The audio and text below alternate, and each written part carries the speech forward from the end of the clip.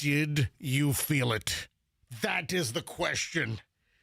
Did you feel it yesterday at exactly 2 p.m.?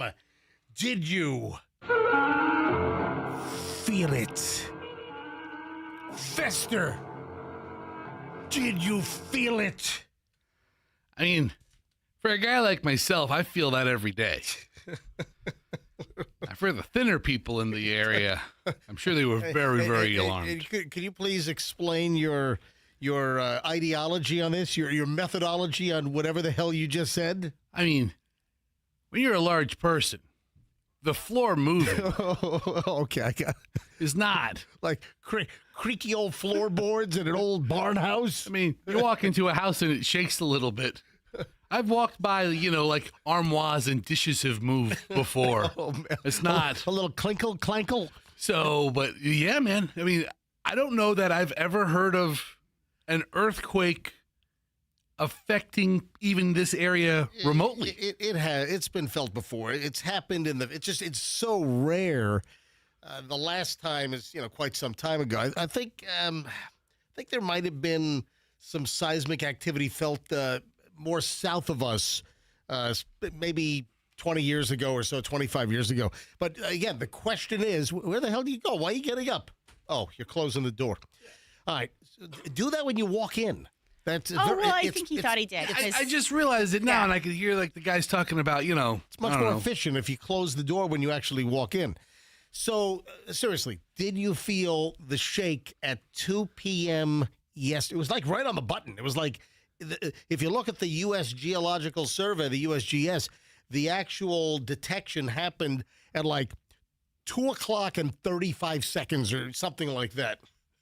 So, seriously, did you feel the rumble? I did not shake. I did not feel it. Yeah.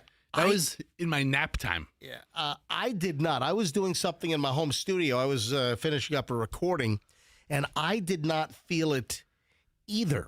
However, Michelle. Yeah. 2 o'clock yesterday. I felt it. Yeah. Michelle was lounging on the couch in the living room waiting for me to emerge from my home office / studio. And emerge you did, because you came running out, and I was like, hold on, wait a minute. What do you mean I came running out? Did you feel it? Oh my God! And I was like, because I saw yes. I saw the news break, right? And because I got the alert, I got an alert very quickly. Seismic activity, felt in Florida, and I got all kinds of, and I started getting emails. I started getting text messages, and I'm like, holy crap! So I immediately went to the USGS website, and they have the earthquake detections of all the quakes on the planet, and sure enough, 6.1 off of the western tip of Cuba in the Gulf of Mexico, about 390 miles away from from the Tampa Bay area.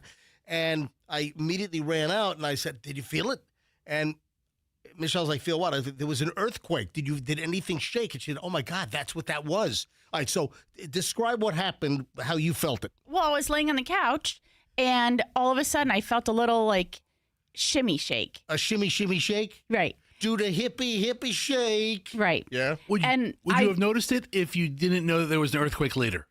Yes, I did notice it, because usually that means like the dog has come and bumped against it or whatever. But I lived in Japan, so I knew. I was like, man, that feels like an earthquake. But then you just dismiss it right away. And I'm like, the dogs were out, so I knew it wasn't them. But we have construction going on down the street from us. And a lot of times, if they are delivering something heavy or a big truck drives by, the house might have a little bit of a rumble to it, or the windows. So I just was like, oh, a big truck must have gone by or something else. And I just totally dismissed. My initial thing was like, wow, that really feels like an earthquake.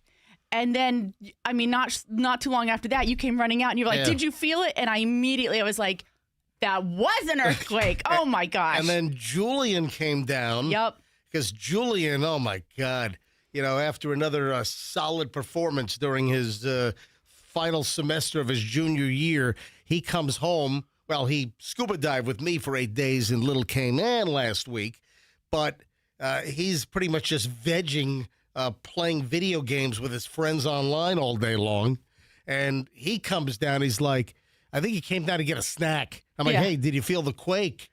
And he's like, again, that's what that was? Right. He said he saw his windowsill shake. And listen, my house is solid as a rock. And he said it was unusual. He was like, it was a really weird kind of a movement with his window that he sort of heard and observed. And so he was kind of like, huh. But then, you just go about your business, because it happens in just like a quick little couple of seconds. And you just don't even think like, oh, that really was an earthquake. So 6.1 off of Western Cuba in the Gulf. Listen, you have tectonic plates, and you've got the Earth is riddled with earthquake-prone areas all over the country. Now, as far as quakes and faults in Florida, I recall reading years that we really don't have earthquake activity that originates here, but we will feel other plates and other earthquake issues that happen, not too far away from us. And when you have a 6.1 in the Gulf of Mexico, about 10 miles down, I think is what they said. 10 was it miles or kilometers? We're going to feel that, and we're 390, 400 miles away. It was even more shaking, as you can imagine, the further south you went. So Fort Myers, Naples, Miami. Yeah, how did Key West fare? Yeah, Key West, I'm sure. I think it knocked over a slushy machine at Sloppy Joe's. That's right. Big mess. So I want to take phone calls on this later. You know what? I'll take a couple of early calls. I've got a couple of minutes here. I'll grab a couple of early calls, and then we'll take a bunch of calls. We'll do a big phone segment sometime between maybe 7:30 and 8 o'clock this morning. Did you feel it? What do you think it was? I don't know if anything fell off the shelves here. But listen, Michelle lived in Japan for 5 years, and they had plenty of how many quakes or tremors or aftershocks do you think you felt when you were in Japan? Probably at least a dozen. Yeah. So I mean, sometimes they're just like the one yesterday. They're a little stronger. You just kind of feel it, and you go, you go about your business. There was one that was really bad, where my mom had us running down the stairs trying to get into a, what do you call it? Doorway? A door frame. Yeah. All right, 800-990-1047. Take a call or two here. because I don't have a lot of time. All right, hurry up, though. 800-990. You're rushing the listeners already? I am. They're racing to work, and now this. 800-990-1047. Did you feel the quake at 2 p.m. yesterday? 800-990-1047. So I lived in L.A. for a couple of years, and I had a couple of quakes that I felt. I felt a 5.4, and, man, we had a jolter and a roller. Those are the two types of quakes you have in California. Oh. And then, Michelle, we were in Japan together. It was June of 2018, and we were in Kyoto in a hotel on the third floor of a hotel, and we had a significant quake. That was also like a 6.2, 6.4 that was epicentered between like Kyoto and Osaka. So you were near the epicenter. Yeah, we were not far away, and that was you know what? I don't have time to take freaking calls here. What am I thinking? I know. I don't know why you did that. Andrew, tell callers I apologize because I'll get too late. Tell callers I apologize that I will take phone calls. I'll take phone calls. Can you screen it? Can you screen them quickly? Can you get? Hang on a minute. I might be able to grab one here, but I only have like 21 seconds. You should have thought about that before you shut your big mouth. All right, fine. All right, fine. All right, Andrew, should I? Oh no, Andrew's right. Brushing them off. All right, Andrew's screening these. All right, so we'll do calls at about 7:45. I don't know, it's a little later on. But the big news. Oh, did you see the video I shot on my Instagram? Absolutely not. Come on, you gotta check. There's a very funny video that I shot on my Instagram. We'll check it out at Certified MJ Radio. All right, hang on a minute. Hi, good morning, MJ Morning Show. Who's this? Hey, this is Mike out of Tampa, Florida, baby. Hey, MJ, check this out. Yeah. Was there a monsoon anywhere after the quake? Was there what? A monsoon? A tidal wave, a monsoon. You mean no? That's not a monsoon. That's a tsunami. Well, was there a tsunami after the earthquake? There was not, and I don't think they even issued a tsunami warning. No. Oh man, that sucks. I wanted to go surfing, man. All right. That's all right, Mike. Have a nice day. This Chopper calling up out of Tampa, Florida. Y'all have a blessed day, man. You have a great day too, buddy. That's a good. All right, I'm glad I took the call. All right, thanks for calling. All right, I can't take any more calls. All right, wait a minute. He says take Mark. All right, we'll take one more. Mark. Mark in Seminole Heights. Mark, did you feel it? Yes or no? No, I did not. I'm deep in Seminole Heights on Sly Avenue, where Station Barbecue House is. Oh, so you did not feel it. All right. Okay. Well, you missed out on the biggest seismic event in years here in the Tampa. I didn't feel anything. Yeah. All right. Well, yeah, you also missed out on the monsoon and tsunami that immediately followed. That didn't happen. All right, just getting rolling. Busy show today, Tuesday program, MJ and the crew, and we're back in minutes. Good morning.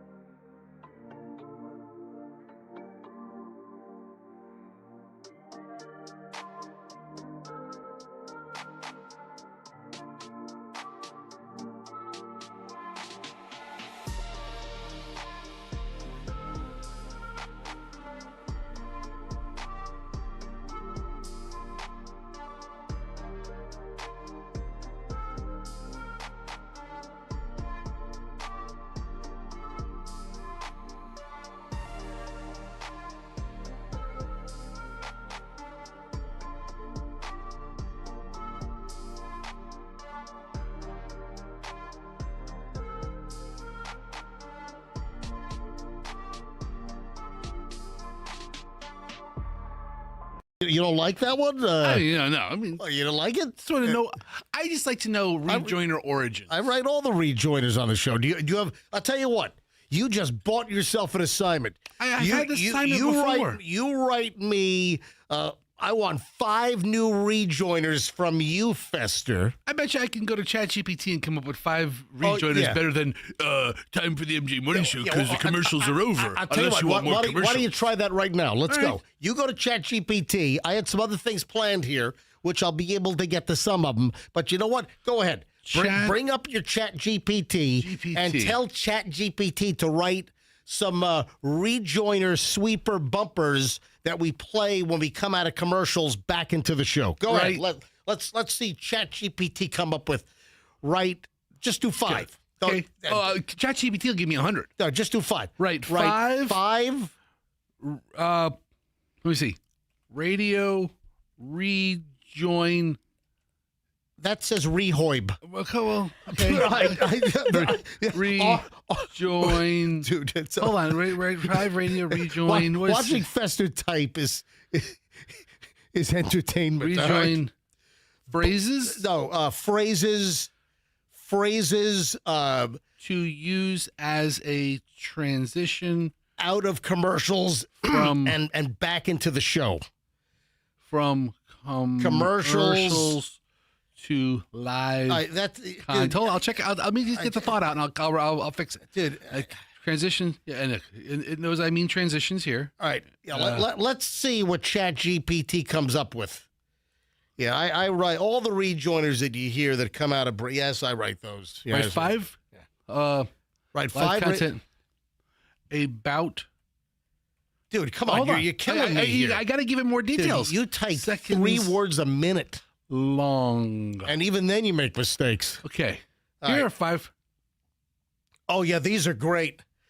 Let me read these. ChatGPT just spit this out in 0.2 seconds. All right, here we go. Back with you live. Thanks for listening. It doesn't understand. It doesn't understand what I'm asking. Yeah, because it doesn't understand humor and sarcasm and entertainment. It does. Yeah. But I have to. Let me read these 5, then you can tweak it. All right. Let me read these 5. Number 1, here's Fester's ChatGPT brilliance. All right, we come out of commercials, back into the show. Hey, back with you live. Thanks for listening. Q105, MJ Morning Show. All right, I'm adding the MJ Morning Show. Oh, you need to add Q105 and MJ Morning Show. All right, number 2, we're back and rolling. Here's what's next. Oh, yeah, that's solid. That's great. All right, here's number 3.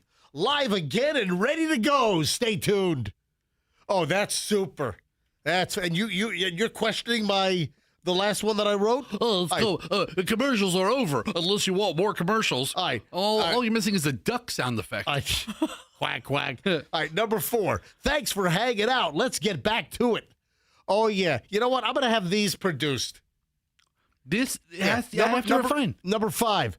Back on the air and into the action. Oh, yeah. I like that one. Let me rush that to production. MJ Morning Show, back on the air and into the action. Yeah, that's great. Q105. Hey, look, these are awful. These are absolutely pathetic. Are you really? I'm going to modify it. Now go ahead and modify the description of what you want done here. Okay, so I wrote. And I can even bring in some noises and, I wrote. All right, I got some noises so I can produce them live on the fly. So I gave ChatGPT more direction. I go, the host does not say these. They are recorded. Use humor. The host does bot. Okay, that says bot. Stop with this ass man. This is AI. It knows what I mean. Now I'm ass man? The micro nuances of this show is killing me. So you're mistyping. Who gives a shish? All right, go ahead. All right. If they're pre-recorded station rejoins rather than something the host doesn't say, a little attitude and sarcasm can work well. Here are 5 that hit the mark a little better. All right, here we go. Congratulations, you survived the commercials. That's on par. That's on par with the one you wrote. I think First so. shot. Yes. No, it's not. Yes, it is. No, it's not. All right, keep going. All right, here we go. Here's and now back to the reason you didn't change stations. That's good. No, it's not. That's good. No, it's not. That's exactly what we want. No, it's not. Yeah, it is. You That's are exactly. You are such a cornflake pisser. Next one. Here we go. Commercial break complete. Your patience has been noted. Oh, I kind of like that. Bad. I don't like that. It's acknowledging the listener, like listening through the you're like giving them a little bit of a shout out. With a little sarcasm and a little humor from a computer that has no feeling. Here's the next one. The ads are gone. You may resume enjoying yourself. Okay, that one I think is a little. Listen, is a foundation there. The ads are gone. You may resume enjoying yourself. Okay. You may resume pleasuring yourself. Listen, That's what it sounds like. there's a foundation there. It does. Okay, here we go. Last one. All right. Here's the last one. Here it is. Back to the show because silence was getting awkward. Okay. What is the thing? We had dead air during the commercials? Listen, I gotta give it- Let's take a break. Listen, not bad for first shot out of the gate. And a couple of them have foundations for building something better. I do another batch quickly, but add MJ Morning Show Q105. Add MJ Morning Show and Q105. Give me More, 5 more. but add Add MJ Morning Show on Q105. All right? on Q105. There you go. at the end of each one. Okay, go ahead. Let's see which I want to know, can Claude do better than ChatGPT?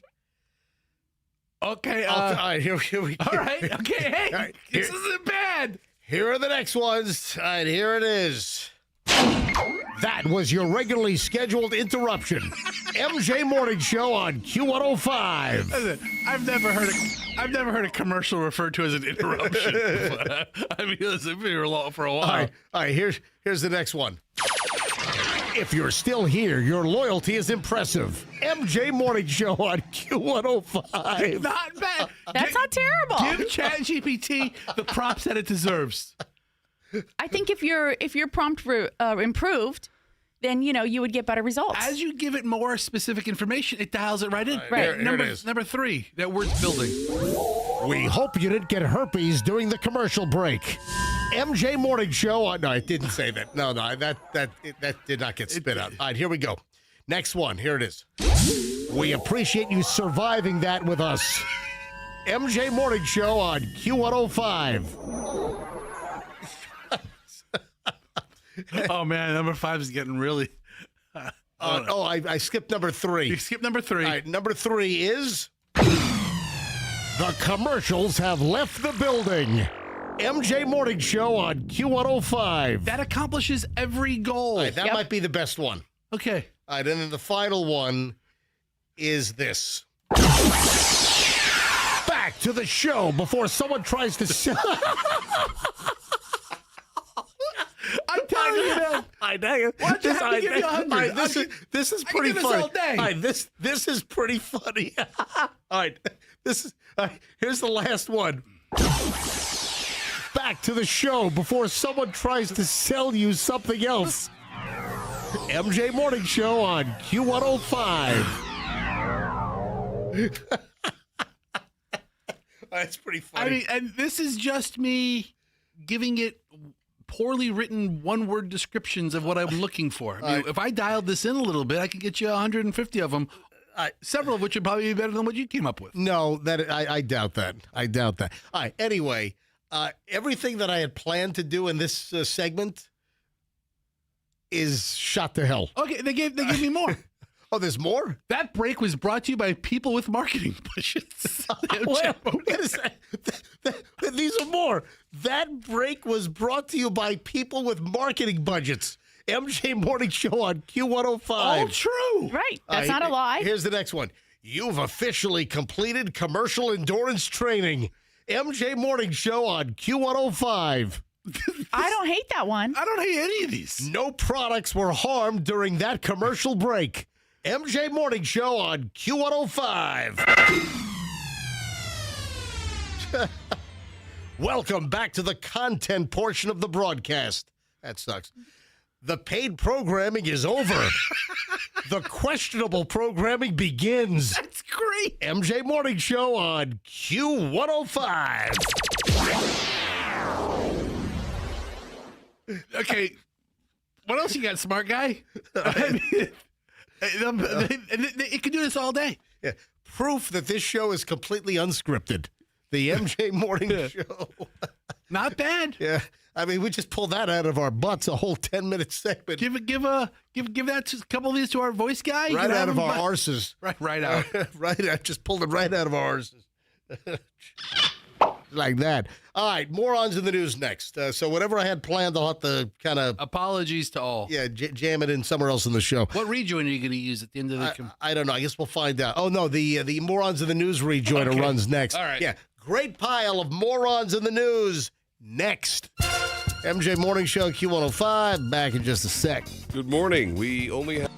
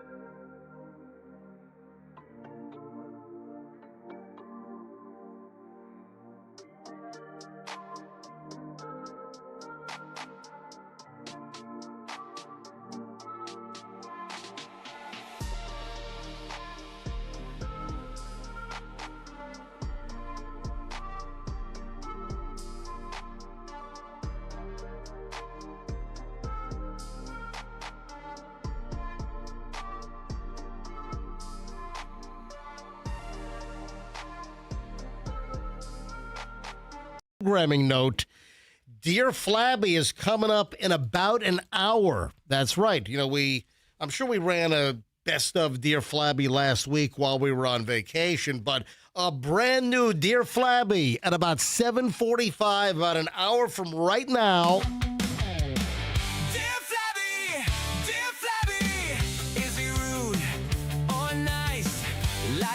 Messy, love life crappy, got a problem, need some wisdom from a big rude man.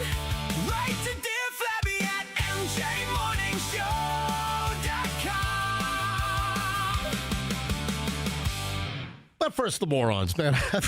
I've got a good pile today. I'm very, very much looking forward to this. A lot of them from the Villages News today. It's really a solid, you know, we'll go for a week or so, or with no really good Villages news. But boy, after a couple of days, oh man, they reload bad and they're ready to fire off. Listen to this headline: Villager with cold sore allegedly spits in the face of a Leesburg bus driver. oh, So, a Village of Alhambra woman will have to answer in court after a dispute over her cold sore escalated into allegedly spitting in the face of a bus driver in Leesburg. Priscilla A. Toby, 32, who lives with her parents in the village of Alhambra, in the Villages, America's friendliest hometown, or Florida's friendliest hometown, is facing a misdemeanor charge of battery following the bizarre altercation. According to an arrest report from the Leesburg Police Department, the trouble started when Toby and a male passenger boarded a bus at the Leesburg Walmart. I imagine that's a pretty popular bus stop destination. Oh yeah, the Walmart bus stop. Yeah. That's you've made it. You know. Listen, everybody needs a ride one way or another. The male passenger told police he asked Toby to keep her distance from him because she had a visible cold sore, which he feared might be herpes. Wait a minute. Wait. Hold on. The male passenger told police he asked Toby to stay. So you get on the bus and a male passenger says to you, please keep your distance because whatever that thing is on your face could be herpes. I don't know if he said it like that. He might have said it like, get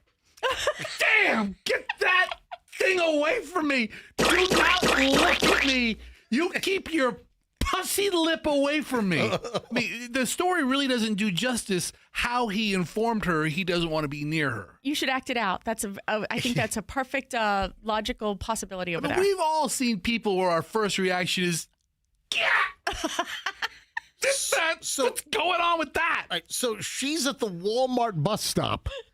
Then this other dude who she doesn't know, some other passenger, a guy, is also, they get on the bus, and then once on the bus, he says, hey, please stay away from me. Your face looks like herpes. Again, I don't know. He was like, it might jump over on me, yeah, right? Why are you adding the please? Like, you're making it sound like it was a very civil, polite conversation. I think Fester is more on ma'am, point. pardon me, but please keep that heinous thing on your lip away from me. If a guy says this to the woman, what is the woman going to do? Well, I'll tell you what she did. Instead of backing away, Toby allegedly became enraged, called the man a liar, began chasing him on the bus and spitting on him. Not a lot of places to hide on a bus. Oh, the man told her to sit away from him on the bus, but she refused and continued to touch him. And his belongings. When the bus reached the stop at so-and-so Boulevard, the frustrated passenger asked the bus driver to call law enforcement. As the bus driver picked up his radio to contact dispatch, Toby became physical. She ripped the radio out of the driver's hands and spat directly in her face. So she then spits into the bus driver's face after ripping the radio as she's about to call the cops. Where's the mug shot on this one? Oh, my God. I want to see the sore. Yeah. Well, look it up. See if you can find it. I had no mugshot, but that's a very, very good question. The driver managed to close the bus doors, prompting Toby to bang on the glass from the outside in an attempt to force her way back onto the bus before she wandered off. When Leesburg police arrived at the scene, they spotted Toby running across the street toward a nearby Wendy's.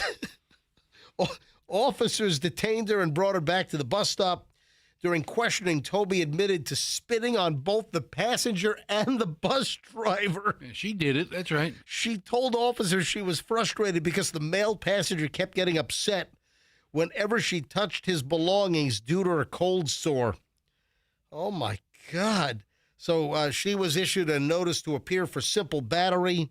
Oh, she didn't get arrested then? She is due in court tomorrow. There's no mugshot then? In Lake County to answer the charges. That's right. She was just issued a notice to appear. She should have been cuffed and stuffed. I'm sorry. The cops didn't want to have Oh man, what an altercation with the lip. Oh, they don't want the lip in the back of the car. No. Yeah, that's what it is. Anyway, is that nuts or what? Oh, that's all. Village's news is great. All right, this one has a picture. You're going to be able to see this on MJTV. I've got a mug shot for this one. It's great. Ohio man injured in the Villages and arrested after crashing golf cart through a fence. The dude was liquored up on a golf cart and drove it through a fence like the Kool-Aid man. Was he wearing a red shirt? Hey, Kool-Aid! And then he smashes right through a fence. Oh, yeah. Oh, exactly. So the dude from Ohio has a home in the Villages, was injured and arrested after he smashed his golf cart into a fence while driving highly intoxicated. William Lewis Galloway, 67, is facing a charge of driving under the influence following the crash. This happened Saturday night in the village of Osceola Hills. How many? Do they have like 100 different villages up there in the Villages? I think that might be close to the number. I Oh, thought it was a my little over 100. God, that's Each crazy. village is like a little different subdivision or community. According to the arrest report from the Sumter County Sheriff's Office, a 911 caller reported that a silver golf cart had struck multiple curbs, was traveling on the wrong side of the road, collided with a fence. The impact ejected Galloway from the golf cart. Despite suffering extensive road rash, abrasions to his face and knees, he climbed back into the golf cart and attempted to put it into reverse. Yeah. To try to free himself from the fence that he had just smashed through and was stuck in. I mean, you don't want to leave your golf cart there. Concerned for the safety of others because Galloway appeared highly intoxicated, the witness reached in, snatched the key from the golf cart ignition, and then the police were called. Deputy arrived. Galloway was seated in the driver's seat. The deputy noted that his left arm was in a medical sling, so he had a prior injury. So, man, the guy has an arm injury. He's in a sling. He's ass blast drunk. That's right. On his golf cart, smashes through a fence like the Kool-Aid man. Hey, cool. The deputy detected a strong odor of alcohol, blah, blah, blah. You ready to see his mugshot? I am. What does a guy look like that is drunk and smashes his golf cart through a fence? Holy crap. I'm holding it up to MJTV. Wow. That is a lot of injuries. Yeah. I think his face might have hit more of the fence than the golf cart. So here's his mugshot. I was not expecting that. Oh, yeah. Yeah, this guy's all road rashed up good. He had an Ohio driver's license. He was booked into the Sumter County Detention Center, released after posting a $500 bond. And I'm holding the picture of this guy's mugshot up to MJTV right now. So you can obviously see it live if you're watching MJTV right now, or you can go back and watch MJTV later as our YouTube live stream every morning from 6 to 10 a.m. We call it MJTV, is accessible in perpetuity. I think. I think so. Andrew, could you go back and watch an MJTV episode from like a year and a half ago? I guess, yeah. I guess it lives in perpetuity. All right, I got one more Villages story. I have additional morons in the news. I mean, great additional I might need to do a second segment of morons. Let me get through this quickly. Villager completes anger management after argument over spelling. They got into a fight over spelling of a word, and it turned into a battery. A villager is poised to escape prosecution on a charge of battery after completing an anger management class. Darren Lewis Epstein has been allowed to enter into a pretrial intervention contract in order to avoid prosecution on a battery charge. One of the terms of the contract was to complete anger management. Anyway, blah, blah, blah. So, what word? Well, we don't know the exact word, but here's the deal. First officer on the scene heard what sounded like a physical altercation coming from an open garage at the home. The officer spotted Epstein as he was shoving a woman multiple times. The force of the interaction broke the strap on the woman's pink purse. The woman was crying. Epstein was yelling at her to get out of my house. Yeah. All right. Interviewed separately, the woman told police that Epstein had picked her up earlier in the day to celebrate her birthday. An argument broke out when Epstein asked the woman for help spelling a word. Rather than providing help, Epstein felt that the woman was ridiculing him, disrespecting him because he didn't know how to spell the word. What's the barometer for the level of word Oh, my God. that's acceptable to not know how to spell? Like in the Like letters or syllables? I mean, most 4, 5, 6 letter words Yeah. you should be able to put together. Right. You know, if you're moderately intelligent. Right. But I mean, you get those 7 or 8 letter words. Sometimes, the vowels, you're not sure of the placement. That's absolutely nuts. I've often gotten into quarrels over the usage of their and where the apostrophe goes. I always wanted to get into a. Oh, yeah. I always wanted to Over get where into the a. apostrophe goes? There, they are, there. There's like 3 different ways. There you go. All right, I got to take a break. All right, 6:54 at the MJ Morning Show. 3 great idiot stories from the Village's news today. That was great. It was. I'm telling you, it was just rock solid. All right, 7 o'clock hours next.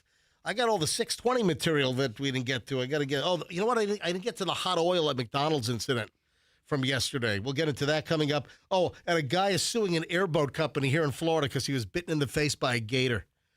What? Maybe don't lean out of the airboat in the gator's face, okay? You dope.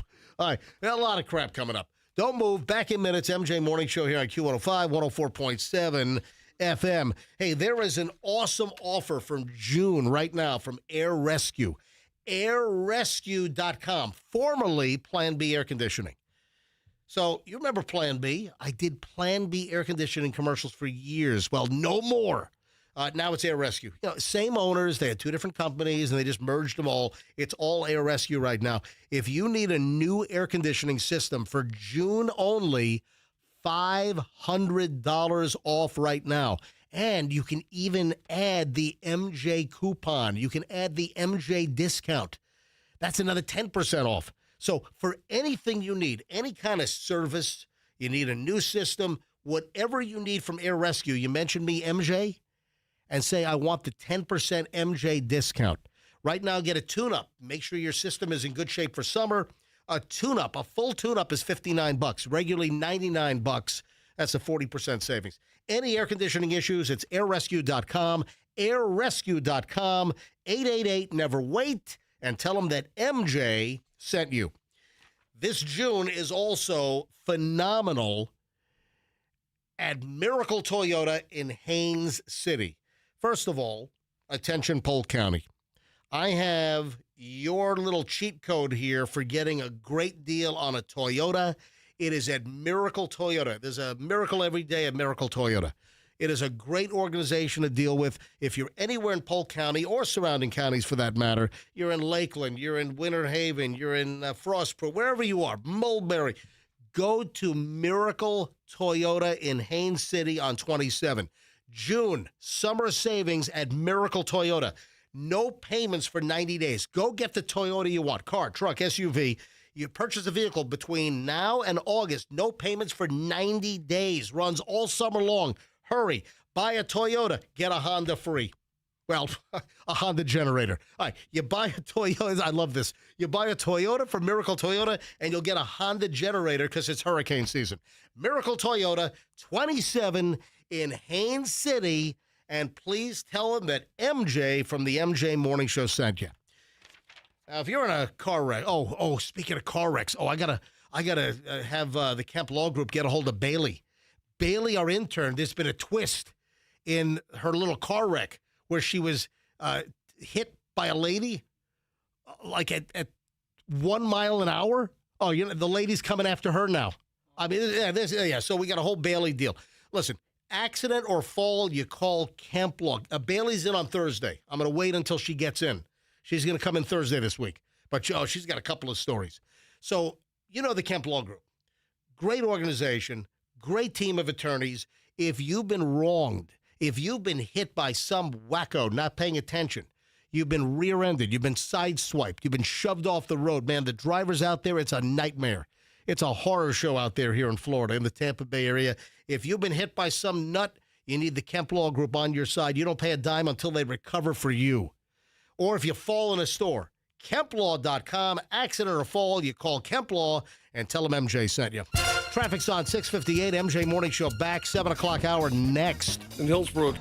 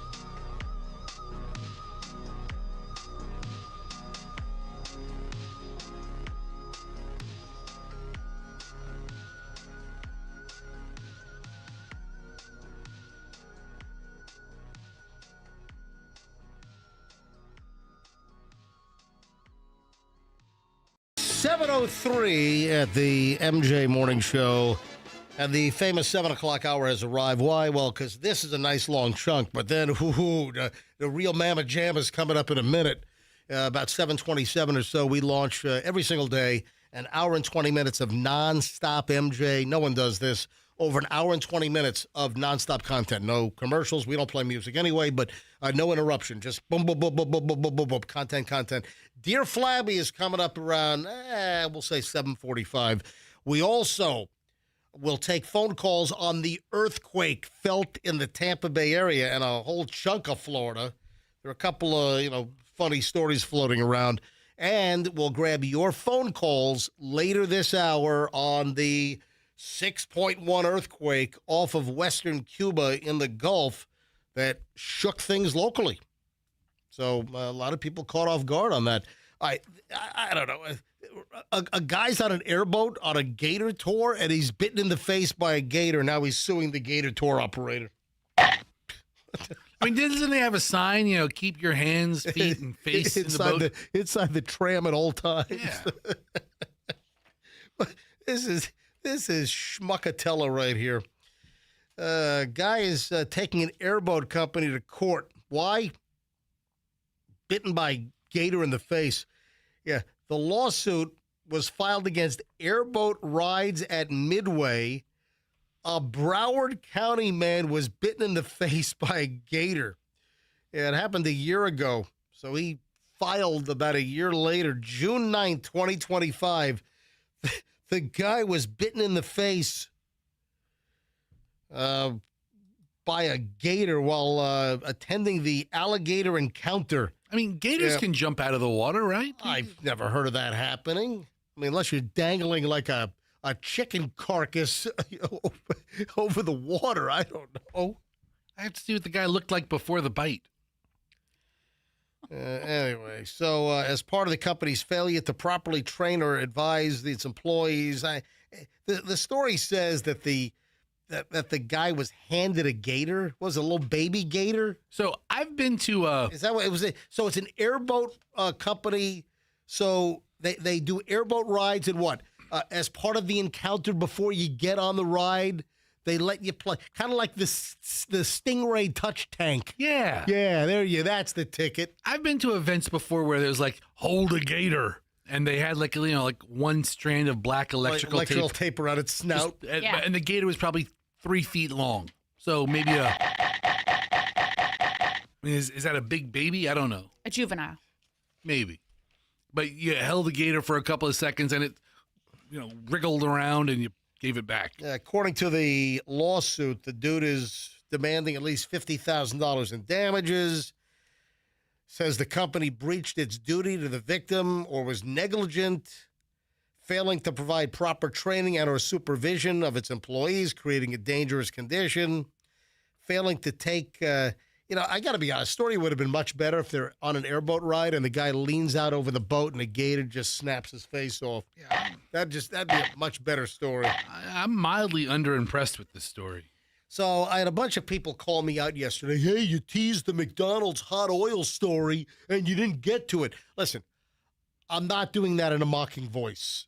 I am, but I'm not mocking. I highly do appreciate it.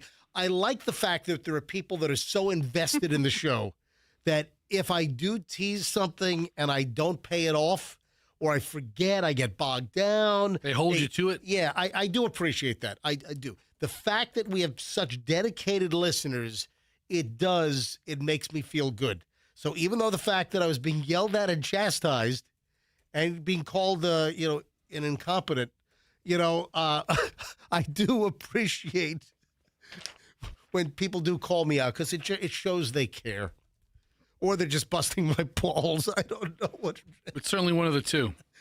Absolutely. So we've got a McDonald's worker who is in intensive care with excruciating pain, second-degree burns across his face and body after a coworker allegedly threw scalding hot French fry oil at him in a random attack in the back of a McDonald's. That's awful. What the hell? Jacob Smith, 20, has been hospitalized in intensive care for more than a week. Severe burns across his face, his neck, arm, and back in the attack that happened on May 30th. And this is a fellow McDonald's shift worker, Jelani blew it. He blew it all right. He's going to jail. And Jelani's not working at McDonald's anymore. Yeah, Jelani blew it. You know, he had a promising career. He was about to move up to drive-through. You know what, blew it? You're the kind of people we're looking for around here to work the fryer. Jeez. Anyway, Blewett was arrested, but they couldn't find him because after the incident, he fled. So initially, they couldn't find him. And then they finally tracked him down.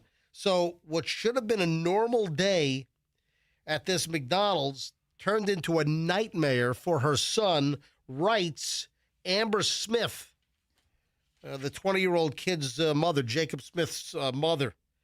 Yeah. So he was in the office getting ready to count the money when he saw out of the corner of his eye something that made him turn. And just as he turned, the hot oil was thrown on him. I mean, what the hell?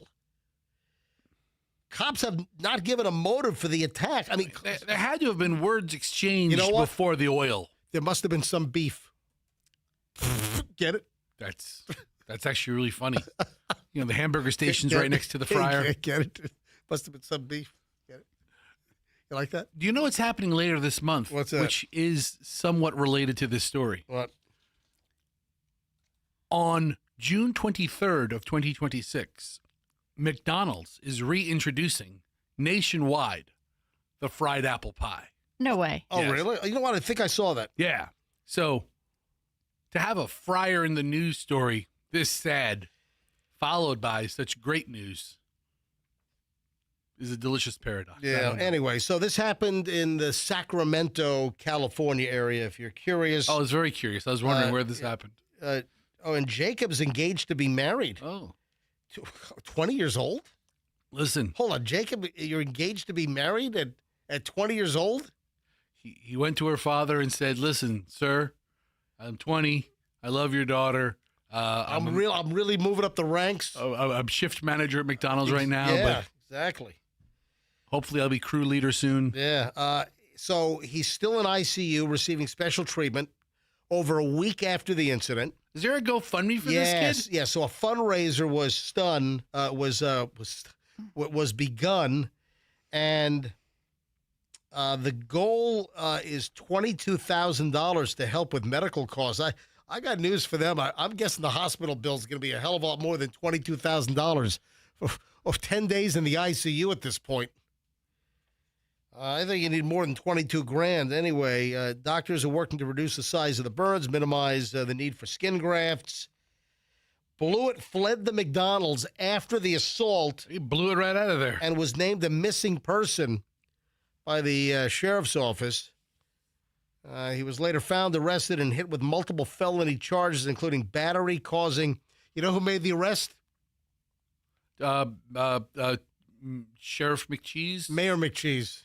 Isn't there a law officer? Yeah, I thought there was. Officer Big Mac. Was it Officer Big Mac? Big Mac was an officer. Yeah. He was an officer of the law. How much was the GoFundMe? They were trying to raise They were trying to raise $22,000, and Fester just brought it up. It's been changed. Oh, they've raised it. So initially, the story that I have, which is a little older, they wanted to raise 22 grand. Then they raised the goal to $200,000. See, now they're getting a little taste of what the hospital bill could be like.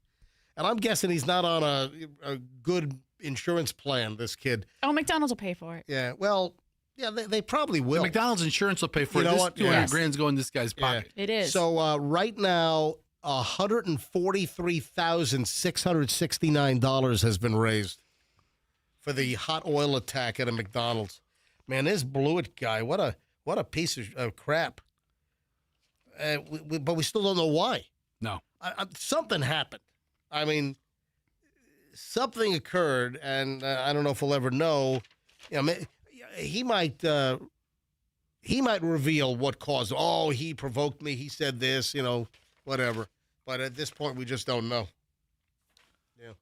So Fester, you seem to be amused by the fireworks going off at a truck on I-75. I love this kind of stuff. Yeah, it's a premature fireworks display on I-75.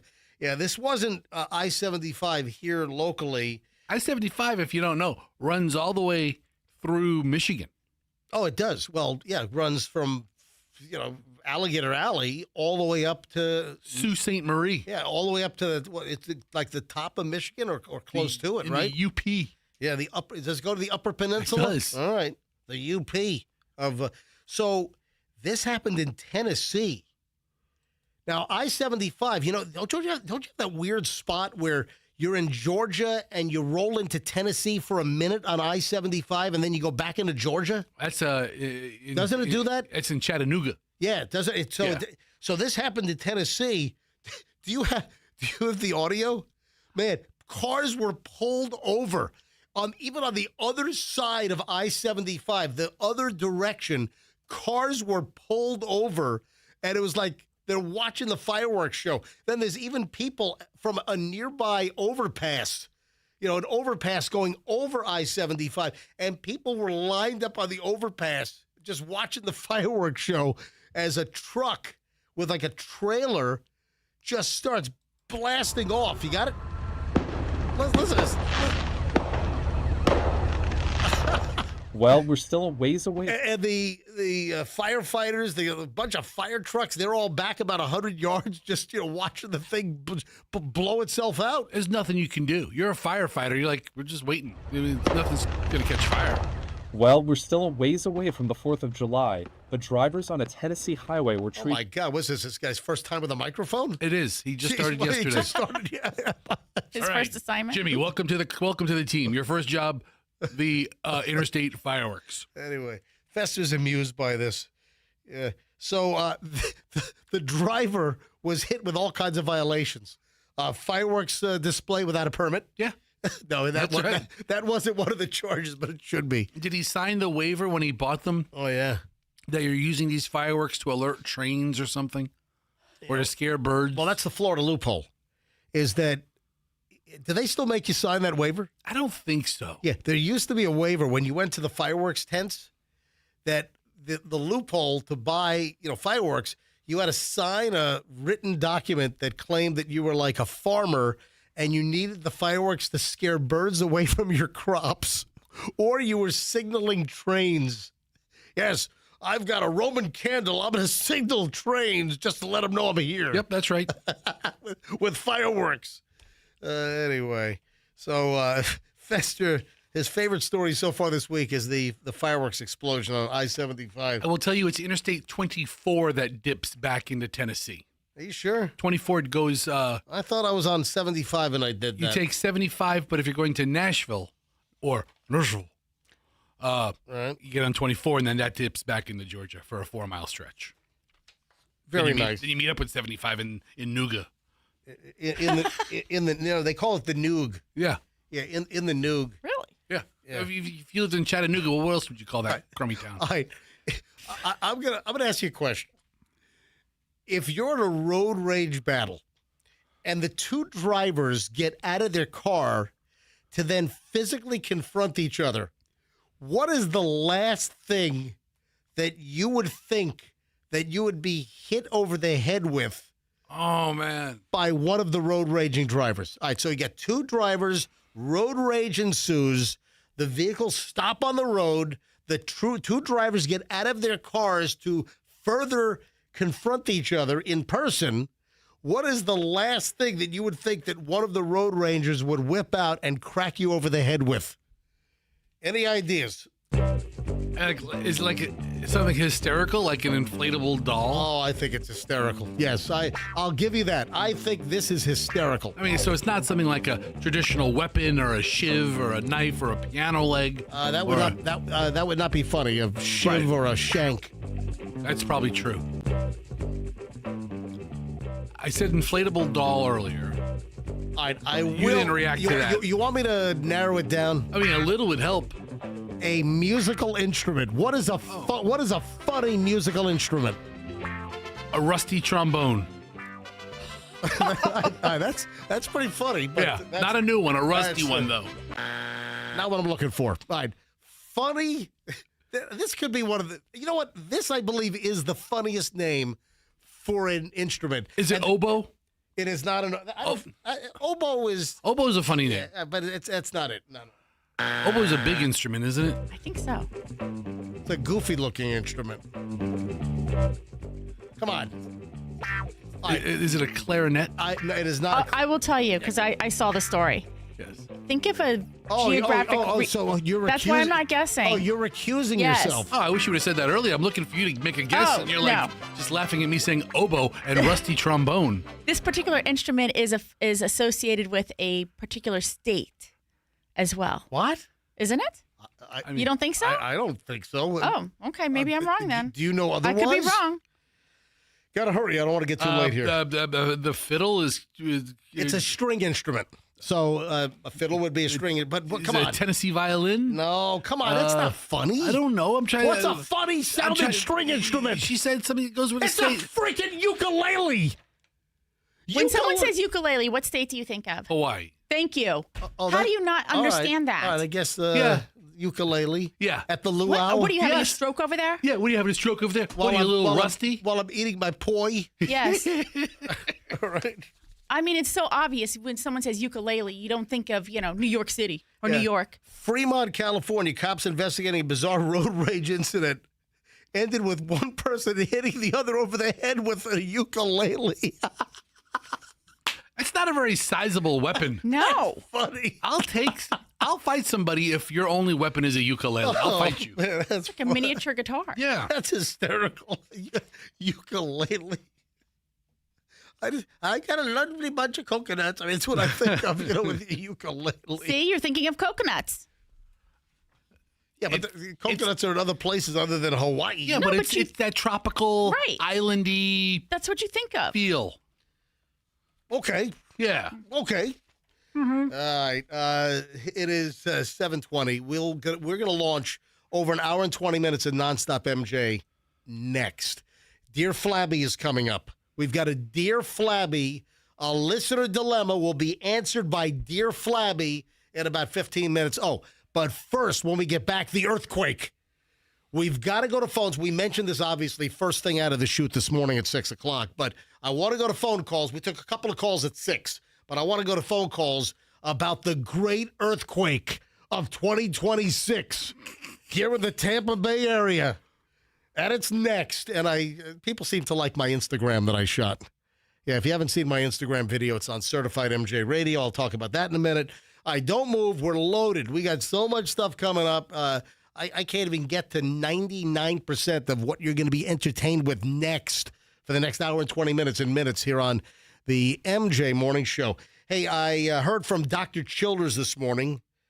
MJ, you're doing a fantastic job with my commercials. Yes, I am. Oh, he also wanted to let us know that the opening of the Plant City office, the brand new Cova Dental Plant City office, it was just pushed back a week. It was supposed to be June 1, but I guess some IT issues. So it's going to open, looks like they soft opened yesterday. They'll be fully operational on Monday. So here's the deal. Dr. Childers has been a friend of the MJ Morning Show for years. If you need a great dentist, this is a no-brainer. If you need a great family dentist, it's Dr. Childers and his new Cova Dental locations. Cova Dental, located in multiple spots and growing in the Tampa Bay area. Bradenton, Cova Dental. Carrollwood in Tampa, Cova, K-O-V-A, Dental.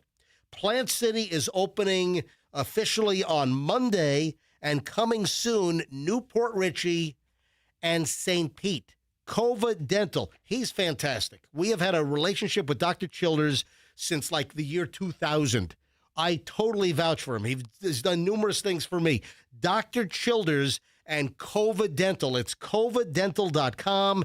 If you need a great dentist, Cova, K-O-V-A, covadental.com, and tell them that MJ sent you. Oh, I'm excited about this, and you should be too. IDC's biggest event is back.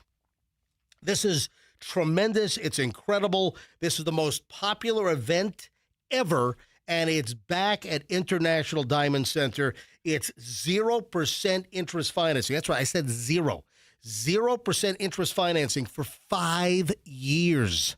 Make any purchase, enjoy low monthly payments for 5 years until the year 2031 without a dime that you're going to whip out in interest. Nothing. IDC showcases are packed. They've got everything. Engagement rings, wedding bands, eternity bands, earrings, pendants, a largest selection ever of certified hand-picked diamonds, exclusive designer fashion jewelry. Any item, get the value price, because they don't jack up prices. They don't mess around with that. Low prices, amazing quality, and now 0% interest financing for 5 years. $12,000 engagement ring, $200 a month because there's no interest. Tampa, Clearwater, Lakeland, and Sarasota, IDC, International Diamond Center, and of course, tell them that MJ sent you. Air Rescue is your air conditioning company that I can highly recommend. Why? Because I've used them, and they've fixed issues at my house. They put in a brand new system for me in the last year or so. So as you know, they used to be called Plan B Air Conditioning. So two companies existed side by side. Kenny, same owner. Plan B AC, they've closed shop on that one, and they rolled all of Plan B AC into Air Rescue. Air Rescue's been around for like 70 years. If you're looking for great technicians, you're looking for honest, reliable service, total integrity, great pricing, you want airrescue.com. Mention me, MJ, get 10% off. You need a new air conditioner. For June, it's $500 off. You can even put the MJ 10% discount on top of that if you need a new system for the house. Get the tune-up for $59 right now, not $99, save 40%. airrescue.com for any air conditioning problem. airrescue.com, and tell them that MJ sent you. Traffic's on, 1 hour, 20 minutes, nonstop. MJ next. In Hillsborough, we have an accident on I-4.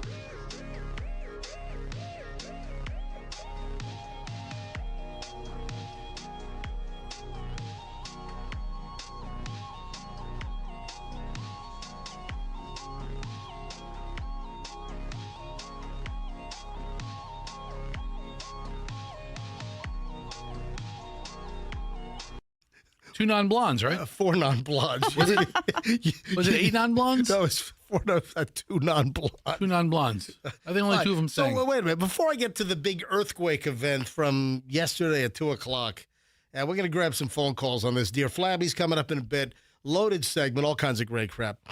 Before we get to that, wait, I just caught a little bit of a conversation you were having with Michelle because you guys are just little school kids, yak, yak, yak, yak, yak, yak, yak, in the whole commercial break. So you still do not have your mattress problem resolved? Your mattress is still falling apart? It's not a problem. It's a situation. There's a big difference. How did this come up again? Why, Michelle, why were you talking about Fester's mattress again? This came up months ago that you needed, I told you what to do. I told you to get your mattress, put it in the back of your Veterans Ford F-150 pickup truck, and drive it to some upholstery place. You know what? You need a company that does vinyl or canvas tops for boats. With the heavy duty stitching machines. All right, who's got a heavy duty stitching machine that can fix the side of Fester's mattress? Fester loves the mattress, but clearly 500 pounds every single night is getting it to bust its side out, right? The sides are... Or whatever. What are you at, 350 now? Listen, the sides are heavily damaged, but the mattress is so comfortable. And you don't see the sides most days because, you have to change the fitted sheet to see it. You need a tent and awning company that has industrial size stitching machines to fix your mattress. Like the place that makes those canvas tents for all the fireworks stands that are popping up all over town. Right. I need that company. If you got heavy duty stitching equipment, Fester needs to drag his what size? Is it a king? Yeah. All right. Fester needs to drag his king-size mattress to your place. Can you stitch up the sides of Fester's mattress, which is, coming undone? Is filling coming out of the side? Yeah. We can just call our upholstery shop and find out. Maybe they'll be able to help us or point us in the right direction. Is that Walt? Walt's Walt upholstery. Walt, the upholstery guy? Yeah, he's good. I don't know, man. I mean, I love it Festive. Michelle was busting out of her bra and Walt fixed it right up. I bet he volunteered for that job. No. All right, well. Walt's wonderful. I'm going to have to inspect it. Todd, you're going to have to go outside for a minute. All right, listen, bottom line. You mind if I smoke while I do this? We need to find industrial strength stitching machine company to stitch Fester's mattress back up. So how much do they say that your mattress increases in weight every year? What? Don't they say your mattress gets heavier due to body sweat and skin particles and stuff? Oh yes. Wow, I never heard that. Yeah. And bed bugs. Yeah. So we've had my mattress for a long time. It probably weighs. You pick up 50 pounds of mites. Yeah. I mean, you shake that thing out. They're running everywhere. I can't believe you haven't solved your mattress. It's a comfortable mattress. All right. I mean, we feel bad. What brand is the mattress? It's worn off. I don't even remember. We bought it so long ago. I don't even remember. All right. But it's got a tag, I'm sure. It's one. You're not supposed to rip that off under penalty of law. I think I can get away with it now. Except by the end user can rip the tag off. The consumer can rip the tag off. All right, let's do the earthquake. 2 o'clock yesterday. Who felt the quake? Let's go to phones. Fire up the phones. Give us your quake story. Did you think that you were imagining things? Did you think a heavy truck went by? What did you think? Where were you when you felt the great quake of June, 8th, 2026 here in the Tampa Bay area? So phone number is 800-990-1047. That's how you get in. Love to get you on the air right now. 800-990-1047. Give us your quake story. Where were you when you feel it? Did your pets go crazy? They say that animals like birds and dogs, that they can detect that something's about to happen. Did anyone's animal act weirdly yesterday? All right, any angle on the quake from yesterday. So the earthquake happened at 2 p.m. It was right on the money. It's 2 p.m., boom. And it was a quake that was centered off the western tip of Cuba in the Gulf of Mexico, about 390 miles or so from the Tampa Bay area. And it was a 6-1. Originally, they said it was a 6-4. Then they downgraded it to a 6-0, or I'm sorry, a 6-1. But, man, it was felt all over Florida. I mean, people said their pools were shaking. That's a powerful earthquake. I saw someone said that the water in a coffee pot was wiggling back and forth in the office. All right, any aspect, where were you? Where did you feel the quake? Any observation? 800-990-1047. That's how you get in. Love to hear your stories. And Michelle's got a funny, Michelle stumbled across something. We'll get to that in a minute. A local municipality evacuated their government building. What? Yeah, hang on. We'll get to this in a sec. All right, 800-990-1047. Was it a real municipality or one of those like joke municipalities? Hang on. We'll get to that in a second. Stand by. So where were you? I'd love to get like a kind of a geographical variance. Or did you feel nothing? I felt nothing. I didn't feel it, but Michelle was on the couch in the living room. She felt it. Julian came downstairs and wanted to know why his windowsill in his bedroom was shaking. And my house is all concrete. All concrete block. I mean, my second floor is even a 4-inch poured concrete floor metal deck on my and it was shaking. All right, so grab some calls here. Then we'll talk about Michelle's experience, and then this goofy town or city or I think it was a county. Is it a county, town, or city? No, municipality? it's a county. It's a county. Localish county. They got all panicked. They got all scared. They were all scared and confused. All right, 800-990-1047. Let me grab calls on this. Carol from Haines City, Polk County. First up. Hey, Carol, you're on the MJ Morning Show. Good morning, guys. All right, Carol, what happened? So yesterday I had been doing laundry yesterday morning, and I was done about the time that this happened, but I had just gotten a new puppy, so I was sitting on the couch watching TV, and all of a sudden my mobile home started shaking as if it was on, like, the best way to describe it would have been an unbalanced spin cycle. Oh, I was going to say, did it feel like somebody hooked up your mobile home and was driving off with it? Almost. Yeah. It was not like throw stuff around or knock anything over, but to be sitting there and then all of a sudden just feeling like everything was kind of, like I said, the washing machine on spin cycle. All right, now what about your puppy? Did your puppy react? Was there anything with the new dog or no?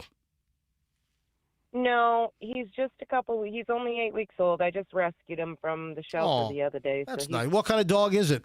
There. What kind of dog? We think he's like Chihuahua, Dachshund, maybe Min Pin, some tiny little critter, but he's cute. Didn't seem to faze him, but I was part gerbil. Yeah. All about the same size animal. Carol, thanks for the call out in Haines City. I appreciate you listening. See, Haines City is pretty far inland as well. Oh, and hey, it is, yeah. And if you need a new Toyota out in Haines City, make sure you go to Miracle Toyota out there. Hey, the cash unit fall off the dash, if you know what I mean. Yeah. Still there, great deals. All the Toyota inventory is safe in Haines City at Miracle Toyota. Kara's in Tampa. Kara, hi, you're on the MJ Morning Show. Hey, good morning. Good morning, Kara. What did you feel, and where are you in Tampa? Actually, when I felt that I wasn't in Tampa, I was at the Grove over by the Crate shopping. Oh, yeah. Yeah, so I actually got in my truck. I turned it on, and honestly, it was more of like a motion, like a boat, like when you're in the boat, not so much shaking. I honestly thought my motor mount was bad. So you were in the truck? Yep, I was in my truck. I had just started it, and it just started going, back and forth, and I was like, What the heck? I thought my motor mount was bad or something was going on with my motor until I looked on Facebook later and seen that at the same time there was the shock from the earthquake. That was it. Kara, thanks for the call. She's Appreciate like a hip shot mechanic. I love it. I thought my motor mount was going on. My motor mount was bad. Well, they had that motor mount? Yeah, I thought my universal joint was going bad. I mean, the motor mount. Yeah, my torque converter's all whacked up good. good. Got a bad torque converter. I mean, I've had motor mount issues before, and you know it right away, people. Yeah. Oh, my fuel pump was about to explode. I think that's pretty hot when a woman starts talking about a motor mount. Got to be honest. First thing you think of. Yeah, Kevin in Sarasota. Kevin, you're on the MJ Morning Show. Hi, Kevin. Good morning, guys. Listen, I listen to you guys every morning. MJ, you make my day. Thank you. We're down here in Sarasota. Yep. We're down here in Sarasota. We had nothing. I mean, I had people from New York where I used to live, like 10 people. Are you okay? You okay? So how far south did it go? I mean, we had nothing here. Absolutely nothing in Sarasota. Well, you did. You just didn't feel it because plenty of people in Sarasota felt it. You know what's interesting, though? It does seem that places in Florida, like in Haines City, for instance, it seems that however the tectonic plates work and however just the geology works, I think that the shock waves might have been felt maybe greater in certain places, and maybe other places were more insulated. I don't know. I'm not a geologist. You don't say. Yeah, thank you. Thank you, man. I appreciate it. So nothing in Sarasota, at least where he's located. All right, thanks for the call, man. Thanks for the kind words, Kevin. How about Edie in Tampa? Edie, where in Tampa are you? Edie, are you there? Tampa. Yeah, Edie, where are you? Yes, I'm here. Yeah, where are you? In Tampa. Yeah, what part of Tampa? Cruz and Del Mar. Where? Cruz and Del Mar. Okay. And what did you feel? Nothing. All right, so nothing there. We're on the first floor of the Telemundo building. Oh, yeah, I know that. Yeah. Oh, yeah. Cigar came. Yeah, you're right near the Cigar City Brewing Company. Is that where that is, or no? Yes. Yeah. Yes. Right off Spruce, like Spruce. That's what she said. Yeah, Spruce That's what near she the said. Home Depot. And That's what she said. Yeah. I know exactly where you are. Yes. And you felt nothing there. All right, Edie. Thanks for the call. I appreciate it. All right, now I'm going to grab a couple more calls, but Michelle, you felt it, but I didn't. And Right. so in our house, I did not feel it, but I was in my home studio, and I might have been. I don't know what is your theory on why you felt it and Julian felt it, and I didn't feel it. Well, you were just finishing up in your office, and you were kind of a wiggle worm, so I would expect. Oh, I'm a wiggle worm? Yeah, I would expect So my wiggle worminess negated me feeling the quake. Because it was so little. I mean, it was just a little shimmy. It wasn't, anything major. Little shimmy? Yes. And the only reason I felt it was because I was laying so still on the couch, just like, I don't know, looking at my phone, waiting for you to finish your job. And, the next thing I know, I just felt the couch just do a little shimmy. And my intuition was like, oh, that's an earthquake. But then, you just dismiss it because we're in Florida. Earthquake in Florida. Come on. Come on. We're not going to feel anything. And, the next thing I know, you came running out of your office and you were like, did you feel it? And then I knew. I was like, it was an earthquake. Oh, my gosh. But there was no great Sarasota tsunami after the fact, right? Oh, no. I mean, here we are, almost 400 miles away talking about, did we feel something? What about the people in Cuba?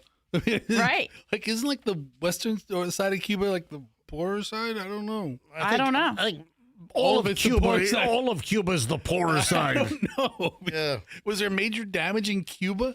So, Michelle, when were we last in an earthquake? In Japan in 2018. That is correct. So, June 18th of 2018, I was in Kyoto with Michelle, Julian, and Chloe.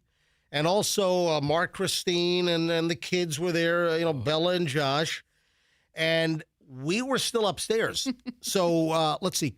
Julian and... I'm going to see if you can tell this story accurately. Julian was downstairs and Chloe was up with us. Right.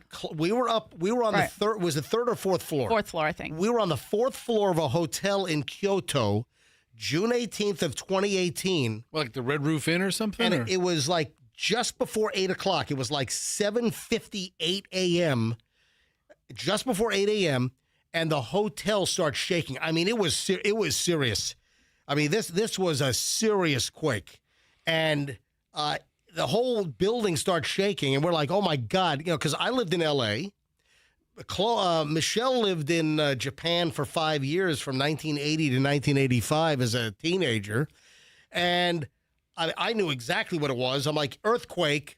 And, Chloe's freaking out. And I think Chloe was on the toilet, actually, wasn't she? She was doubled over. She wasn't feeling, she was not having a good morning. No, Was she drunk? No. Was she a little too much sake? Too much sake, yeah. No, she wasn't drunk. So Julian was already downstairs. He was downstairs with our friends, with, right. with the Weinsteins. Right. And did Mark really do a George Costanza? Yes, he did. He ran out of the building and he left Christine with the kids. I think who thankfully said, shelter under the table. It was a high top bar table. And she was like, everybody under the table. And they all scrambled to get under the table. But the funniest part of the story is that we came out of our room. And do you remember what happened when we came out of our room? Oh, there was a family across the hall. It was 3 ladies. And I think they were Chinese. We believe they were Chinese. Yeah. And it seemed to be like a grandmother, mother, daughter kind of thing. Or it might have been. They were shrieking. They were scared, terrified. Yeah, of course. No, they weren't saying, oh my God. Well, they were Chinese. They were in Mandarin. And I swear, you walked out of the room before us, and they're standing at the front of the door. They're like in their jammies or nightgown, just like terrified, crying. The grandma, I think, was crying. And you know what MJ says? Literally, Fester, just in total MJ physical fashion. It's okay. It's okay. It's just an earthquake. Go back in your room. just an earthquake. Chloe and I are like, what are you doing? First of all, you're speaking in a language they probably don't even understand. Second of all, just. Third of all, you're instructing them to go back in the room while we're evacuating the building. And I'm like, no, that's not the right thing to say and do. Because he physically actually used his arms to gesture them like, okay, go back in your room. And I'm like, why are you telling these foreigners what to do? I'm the earthquake marshal. You didn't want the Chinese ladies clogging up the stairwell. Get my crew out of here first. All right. Oh, Bailey, the intern, she texted me. She's like, oh my God, my house just shook, and she's in Hyde Park. Yeah.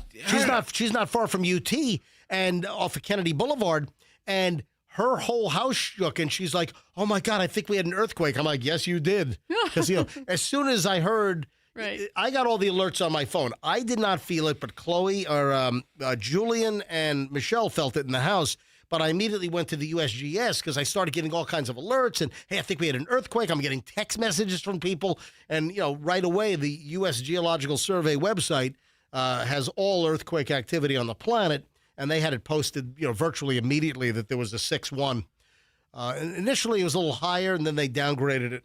Who is the municipality that evacuated the building? All right, so Michelle found this. What kind of overreaction is that? Oh my gosh, I get this alert on my phone. I'm scrolling around on something, and this pops up, and I thought it was a joke, literally. And I was like, is there really a such and such county that would do this? And so I read it to you, and you were like, no way.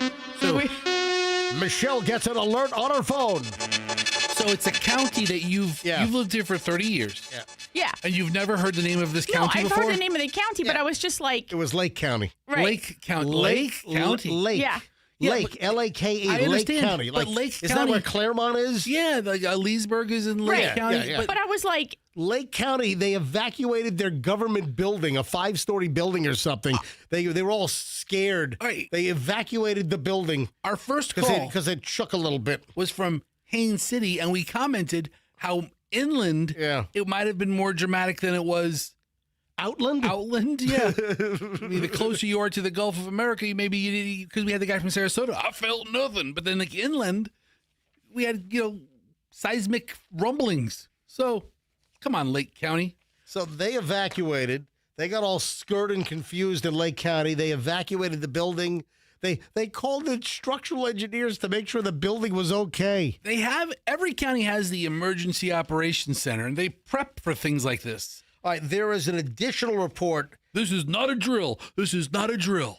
Where's that guy? There's an additional. Oh, I have that. Yeah. There's an additional report that a Dairy Queen in Fort Myers shut down because the manager said the blizzard machine rattled, and they got scared. I believe it. Because, people live here their whole lives. They never feel or even hear about an earthquake. I'll repeat, this is not a drill. This is not a drill. Code red, code red. That is the emergency operations officer of Lake County yesterday at about 2:01. I'll repeat, this is not a drill. This is not a drill. Code red, code red. Shut it down. Breaking news, breaking news, breaking news. So there you go. And then people seem to love my Instagram post. If you have not seen the rattling and shaking in my house and the whole ceiling collapse on me with huge boulders, if you've not seen the video yet, Fester, you haven't seen this yet? I have not. Oh, hang on a minute. Reset it. Bring the audio up. You have not seen this yet? I go here. Dude, you got to follow my Instagram. I get enough of you in person. I got a front row seat to this Dude, you spit show. You gotta scroll up so you can. Come on. There we go. Scroll up. You ready? Yes. And play it. Go. And back on the air. Hands in. Oh, you got. I got the fireworks audio still going. 19 things. Oh my God. I don't know what's playing until we put the audio. Of course you know. You got 19 windows playing something at all times. I can't. Here's the live cat farm. I gotta shut that down. Shut everything down. Chinese religion. You can play my freaking video. All right, folks, it's on my Instagram. Here we go. Start again. All right, go ahead. Hit it. It is great to be back on the air. Hey, it's MJ Morning Show, Q105 Tampa Bay. What the hell is going on? Michelle, I think we're having an earthquake. What the? Shut up!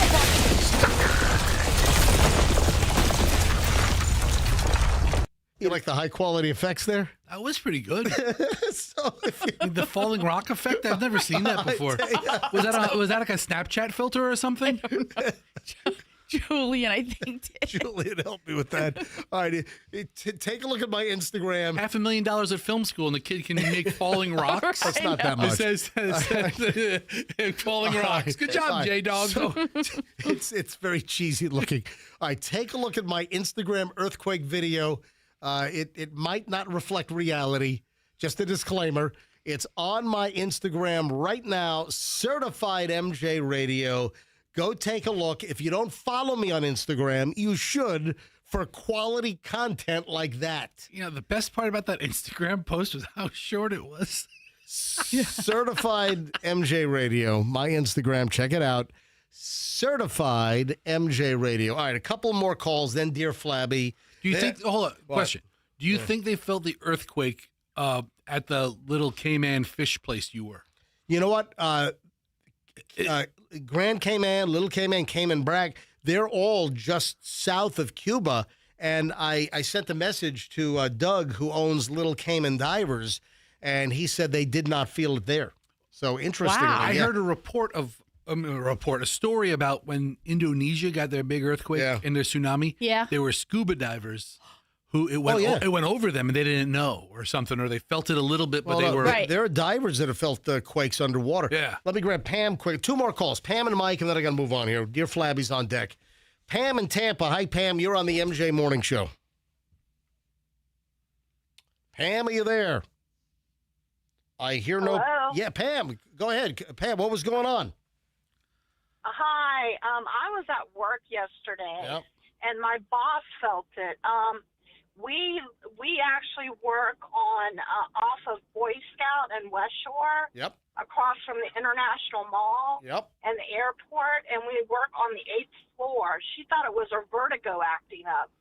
She didn't realize it was an actual earthquake. Oh wow! Now, did you feel the building shake?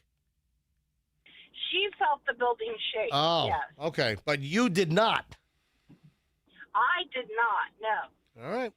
Thank you, Pam. I appreciate the call. You're welcome. And Have a good morning. I hope your coworker's vertigo gets better. Oh, you know what? Put that on the list. Let's watch Vertigo again. Yeah, the Hitchcock movie. Let's grab Mike in Lakeland. Mike, line 3. Mike, you felt it in Lakeland? Good morning, MJ, Michelle, and Fester. I've been listening to you, MJ, for years in all of your different radio formats and stations and programs. Well, I appreciate that. Thank you very much for the support. Admire it. I admire you for listening, and I really appreciate it. He really admires you. So, Mike, what did it feel like out in Lakeland? Well, Boston Terrier that I had was staring at me. Her ears perked up, Then she put her nose to the ground and then jumped up on the bed, and then the floors rattled. So you're saying that the dog seemed to detect something before it actually rattled? Yes, sir. Yeah, that's interesting. And, this is the second earthquake I've been in, because in the 70s we were over in Aviano, Italy, Aviano Air Force Base, and we had a dachshund at the time, and she did pretty much the same thing, and we went through a 7.6. Oh, that's a big quake. Yeah, Italy's had some nasty quakes over the years. Yes. Yeah, and in the Turkey 70s, also. Yes, sir. Thank you, Mike. I appreciate your support for all these years. You have a great day, my friend. All right, last call. Andrew, no more calls. Yeah, no more. Last call. Apparently, Stephanie's in Wesley Chapel. Am I reading this right? Your house pig acted weird? Yes. Yes. Whenever there's a hurricane or something, she gets extremely anxious. All right, let's go back to the fact that you have a house pig. Is this like one of those little pot-bellied pigs? Well, she was supposed to be. I'll put it that way. She's quite large now. What, do you got a 400-pound hog running around your house? No, she only weighs 300 pounds. Oh, my God. Shut up. She sleeps behind my couch, and she... Shut up. If I went to your house today, you do not have a 300-pound pig walking around. No, she's sleeping right now. She's behind the couch. She's not walking around right now. She's sleeping right now. Does the pig snore? Yeah, does the pig snore? Sometimes. The pig snorts. I was gonna say, put the phone up to the snoring pig. Yeah. Oh, she's not with me. I'm sorry. All right, so what did your pig do to act weird yesterday at 2 o'clock when the quake hit?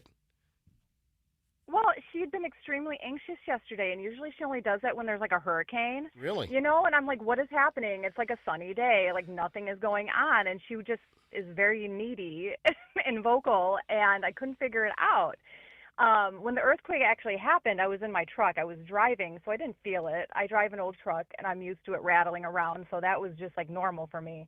But you know, so once I heard on the news that there was an earthquake, it made total sense why she was so anxious. Well, there you have it. You know, yeah, so they know. Could you you do when me a there's something favor? going on. Could you send us a picture of your house pig? Yeah. By the way, what's the pig's name? Miss Piggy? Oh, my gosh. That's so perfect. All right, of course it is. You hear the joke about Kermit the Frog's finger? Oh. I got to go. All right. Have a great day, Stephanie. All right. Thank you. Dear Flabby, is he rude or nice? Life feel messy, love life crappy. Got a problem, need some wisdom from a big rude man. Write to Dear Flabby at mjmorningshow.com.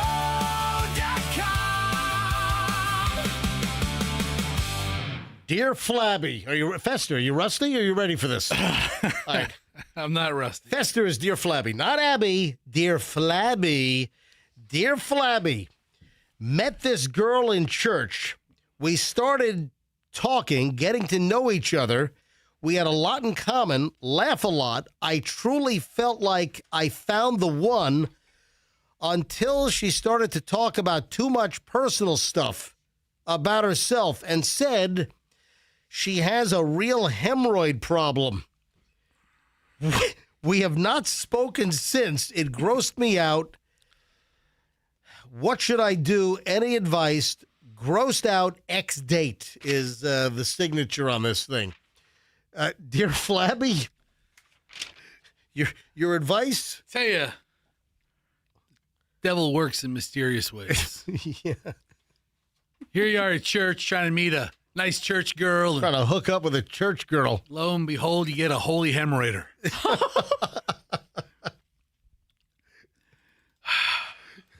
I mean, hemorrhoids is. I don't know. I've never had hemorrhoids. I mean, should they really just be discriminated against? I mean, you're in church. Holy God! Holy hemorrhoid! So, What do you? Oh, you had a loss. It sounds like your Flabby's at a loss here. Listen, I'm telling you to run. I don't know that hemorrhoids is a long-term situation you want to deal with. You might make the right choice by. What? Yeah, I mean, come on. You get the hemorrhoids. You use some preparation H. Yeah. I mean, hemorrhoids is about it's natural. It's normal, right? It's not indicative of any kind of diseases. Is it as bad as a cold sore? I mean, that's a great option. What would you rather have? Would you rather have somebody with hemorrhoids on their butt or a cold sore on their face? Hemorrhoids. Listen, bottom line is 10 times out of 10. If you're in church, you skip the preparation H. You go for the preparation J. You know what? That's for Yeah. Jesus. Well, listen, buy her a donut pillow. Because, those church pews are very hard. Maybe that's contributing to the hemorrhoids. Oh, it could be.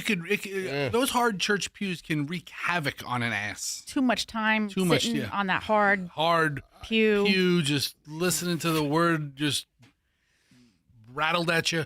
I feel like you're a little rattled on this, dear Flabby. It's almost like you're a little taken aback on this one. I mean, here's the deal with you just sound like you're grasping and clutching on this one. It's a little graspy and clutchy. It's a little TMI.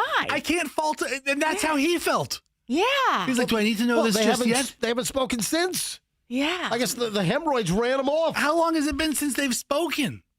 I mean, has the hemorrhoids healed up? And she's like, oh, yeah, I remember you. So they can go away, right? What's your final advice? Give the hemorrhoid heroin a second shot. The hemorrhoid what? Heroin. Heroin. Heroin. What's a female? It's a heroin. Like the drug? No, it's spelled differently. Give her another shot. All right. Hemorrhoids come and go. There you go. Dear Flabby, it's rude or nice. Life feel messy, love life crappy. Got a problem, need some wisdom from a big rude man. Write to Dear Flabby at mjmorningshow.com. What is your dilemma? Write to Dear Flabby. Get an answer. Dear Flabby at mjmorningshow.com. And I think we'll do a second one this week. We'll probably do one on Thursday or Friday, is what I'm thinking. No ass funguses, please, people. Oh, my gosh. Right. Do you think he should give her another chance? Call her up. She's obviously an oversharer. You watched the game last night, Fester? I watched most of it. Yeah, we watched the game. Knicks. Everyone was so sure, the Knicks won 2 on the road in San Antonio. Then they come back to New York. And, man, they were getting clobbered early on.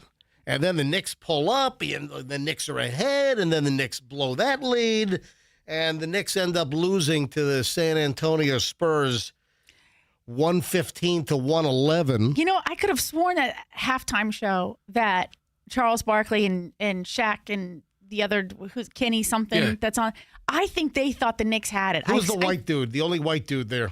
The host, Ernie? Yeah, what's his name? Ernie something. Ernie? Yeah. He's been doing NBA halftime shows forever. I don't know. But I thought that they said, oh, this is it. It's Charles a lock. Barkley, the whole time, he's like, it's terrible. This is terrible. Terrible. Series is over. It's a lock. It's terrible. They all thought New York was going to win. The whole crowd was all fully invested in the New York victory.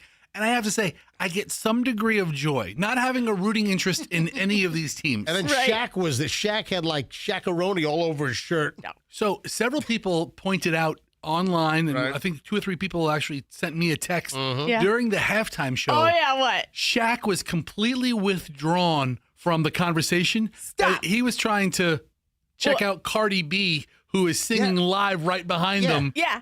On the court. I thought something was wrong with him because when they first cut to them to do the halftime show, he was literally sitting there so catatonic-like, and I was like, is he okay? What's happening? Because then I thought he was having a stroke or something. He was hypnotized by Cardi B. Yeah, and then they started teasing him a little bit. I think they said he was watching Cardi B doing her halftime show. So do I have to do this halftime show? He did not want to do that. Cardi B's right here. I want to watch this. He wanted to watch that. Then at the end of the halftime, they said they shot to her on stage, and Ernie Johnson, I think that's his name. Right. He says, "We're competing against Cardi B tonight," and then somebody's like, "We lost." Who are the celebrities that you saw courtside? That was kind of like, oh, let's be seen. Now, listen. This is New York. I mean, hold on. This isn't a let's be seen. This is a lot of diehard Knicks fans. But there were folks at the game that are obviously Spike Lee. Spike Lee is a diehard Knicks fan, and he's there. He's the real deal. As far as being a Knicks fan goes. All right. So is Ben. I saw Ben Stiller. Ben Stiller was there. Ben Stiller was courtside. He's a fan. But Timothy Chalamet, really, he's what? He's suddenly a Knicks. No, Timothy Chalamet. I think he's always been a Knicks fan, but he's young, and so he's new to you. So Timothy Chalamet was wearing the douchiest orange jumpsuit. Oh, Oh, yeah. I think I've ever seen. Yeah. He looked like Timothy Duchalet. Timothy Chalamet here. Tracy Morgan, they kind of panned to him before the game. Yep. He looked like a corpse. Really? Yeah, he didn't look well at all. He looked like a wax figure. Maybe that's what I'm thinking. Yeah, he looked like Madame Tussauds wax machine or wax museum rolled in the Tracy Morgan doll. That's what it looked. It did. Larry David, I saw him there. Yeah, Larry David. Pretty good. Mariska Hargitay was there. Oh, she was solving a crime though. Hold on, say that name again. Mariska Hargitay. Say it again. Mariska Hargitay. No. No. No. Am I saying it wrong? Yes. What are you gonna say? Olivia Benson. So a lot of people say Mariska Hargitay. It's actually pronounced. You should know this. You're such a Law and Order fan. Why should I know this? It's pronounced Mariska. So it's a sh. No, I've never heard that. Well, ask her. Okay, I'm not doubting. I'm just saying I never heard it. So Mariska Hargitay, who's been on Law and Order for 57 years now. Seems that way, doesn't it? She was blocked by the ref for like most of the game. The ref was, she had these expensive ass seats. And she just had a big shot of ref ass. And she's just getting ref butt the whole freaking game. Yeah, she had to solve that one. You know who else didn't have the best seat? The owner of the Patriots. Oh. Robert Kraft. Yeah, I saw him there. He had the Spurs coach's ass in his face. Right. The whole game. I could see Robert Kraft sticking his little white hair around the side of the Spurs coach's ass. I kept thinking, is that Robert Kraft? But I couldn't see, him so clearly. Let me tell you right now that the coach of the Spurs blocking Robert Kraft, it was also able to conceal the rub and tug he got during the game. He's like, I could use a guy like you. Stand in front of the camera. Wow. You're a very talented coach. I'm entertaining myself. So I saw Larry David, Robert Kraft, of course, Jay-Z was there. Right. So how much did Mariska Hargitay pay for those tickets to get ref ass the whole game? So a lot of the crazy prices that we saw 2 and 3 days ago, I don't know that they ever materialized. Right. Some did, some didn't. Yeah, but I don't know that the majority of them did because before the game, Lisa Kudrow. No, Salter, the court reporter. Lisa court reporter. Well, I think she said, I think she said the get in the door price came down was about $4,300 a ticket. That's still ridiculous. I'm not paying $4,300 a ticket. That was the get in the door price, and then the I'm gonna go buy a new RGB Sony TV or something. And then the average ticket price was about $8,500. Oh wow! So still an expensive game. Yeah, get a nice TV and watch the freaking thing at home, and you have that for the entire duration of the life of the TV. All right. Speaking of the basketball deal. Did you see that a seat that Taylor Swift sat in is up for auction? Well, the one that her and Travis Kelce went to see at the Eastern Championship Series. So here's the deal. Cavaliers? Yes. So a courtside seat that Taylor Swift sat in has been identified and pulled, and that chair is up for auction. And as of the last time I saw it, the chair has a bid of $6,000. And this is the chair that Taylor Swift sat in during Game 3 of the Eastern Conference NBA Finals between the Cleveland Cavs and the Knicks. A listing is on The Realist. So see if we can find this website. Michelle, have you heard of The Realist? I've heard of The Real, for all the designer crap. But The Realist, Fester, it's the Realist, REALEST. The bidding started at $100, and it's it was reported at $6,000, but this was as of Sunday, and 38 bids were in. The auction is going to close on June 14th. As one of the most recognized and influential artists of her generation, the occupant of this chair has earned worldwide acclaim through a career defined by commercial success, critical recognition. Yeah, anyway, so what is some sicko going to buy the chair that Taylor Swift sat in so he can sniff it? That's the only thing I would do to it, yes. Hey, you want to sniff Taylor Swift's chair? I will say it's a good-looking chair. What do you It mean? looks comfortable. Yeah, it looks comfortable. I don't know that I've ever seen a folding chair that looks more comfortable. It's a padded folding chair. A very well-padded folding chair. It is a well-padded folding chair. With arms.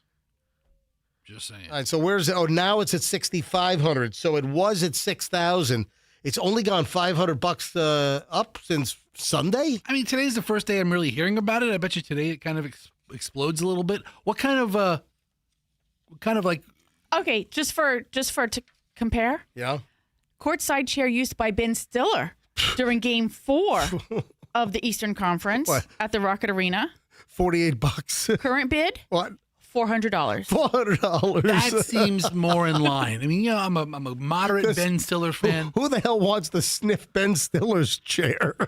Isn't there a new Fockers movie coming out soon? Oh, I think there is. Like You're right. Focker-in-Law or something? Focker-in-Law? I think so. Let me look that up. I'm not able to get to that specific item. Yes. Yeah, Focker-in-Law. It's going to come out about Thanksgiving time. Is that going to include the mother Focker-in-Law? How is Mother Focker not one of the spinoffs? All right. So if you're interested in Taylor, you found it very quickly. Yeah, I mean, the Realist website. If you would like to increase the bid from $6,500 and potentially win Taylor Swift's chair from one of the NBA Eastern Championship games, and have at it. I mean, it's the first thing that pops up on the Realist. It's the biggest thing to ever happen to their site.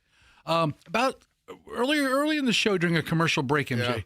I don't know if you asked Michelle to look up a word. Yeah, and you sounded confused. Why was that? What does boffins mean? All right, so I looked it up, and it's an informal British slang term to describe a scientist or an engineer or a technological research expert.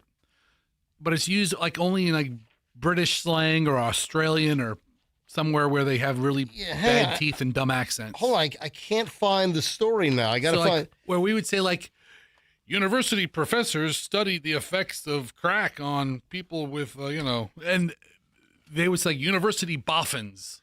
Yeah, but hold on, man. I can't find the story now. But it was it's a casual way to refer to. No, I had a story that I needed to ask about. Oh, here it is. Here, I got it. Because I had it's a good story. I had it. You know what? And it is from a British publication. Yes. I just didn't have a chance to. I know I've seen the word before. I just didn't know what it meant. So, a bunch of boffins were at their flat smoking a bunch of. So, I mean, you just can't call it. I mean, they call.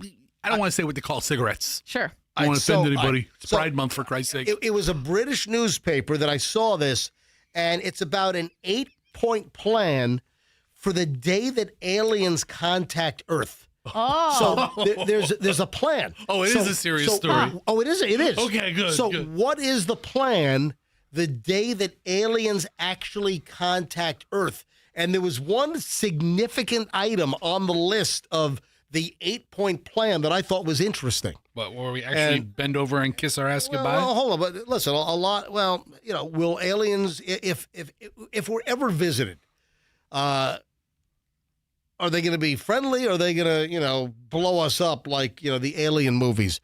So you've got Disclosure Day, which is coming up. I mean, there's a huge buzz. We'll get into that in a bit because I got a couple of questions from Michelle regarding this summer movie list.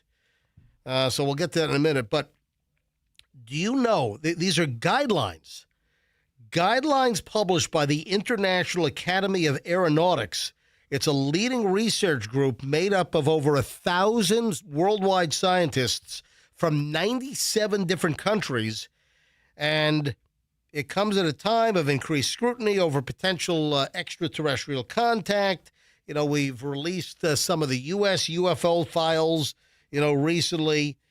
Do you know what caught my attention on the list? Kind of like the 8-point plan if we're ever contacted by aliens. And this was a list to try to establish recommendations, like best practices. Yes. For best practices for alien encounter.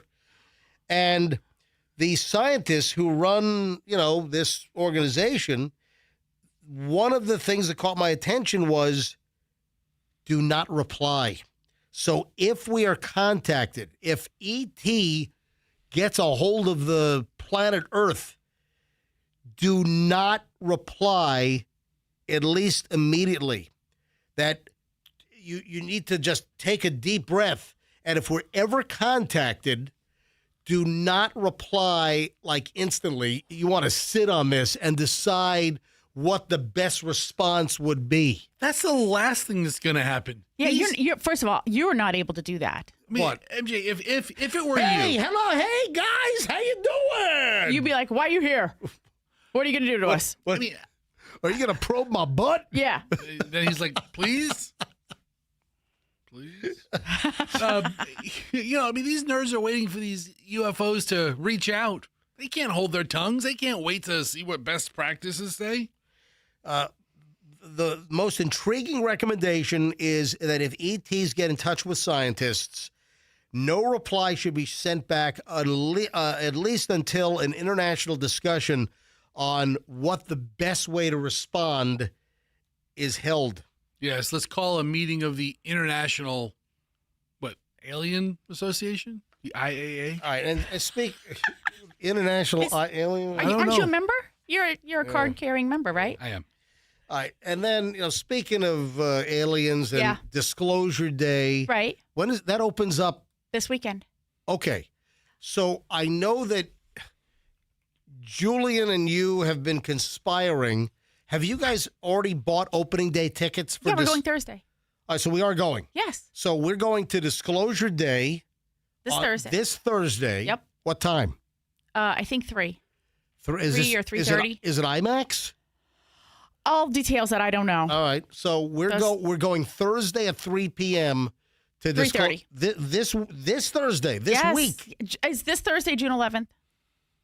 I don't know. Is this yeah, it seems that way. Okay, Yeah. this Thursday at 3:30. Yeah. Is All right. Disclosure Day the Steven Spielberg thing? Yes. Yeah. Oh. Yeah. I saw him doing an interview and he looked all like, oh, I'm an old man. No, he didn't. He doesn't. He's pretty spry for he's 79 years I'm old. 100 Yeah. make ET No, he's not. movies. No, I he's mean, not. he sounds a little aged. All right, so we're going to Disclosure Day, and Julian went on his AMC rewards or whatever the thing.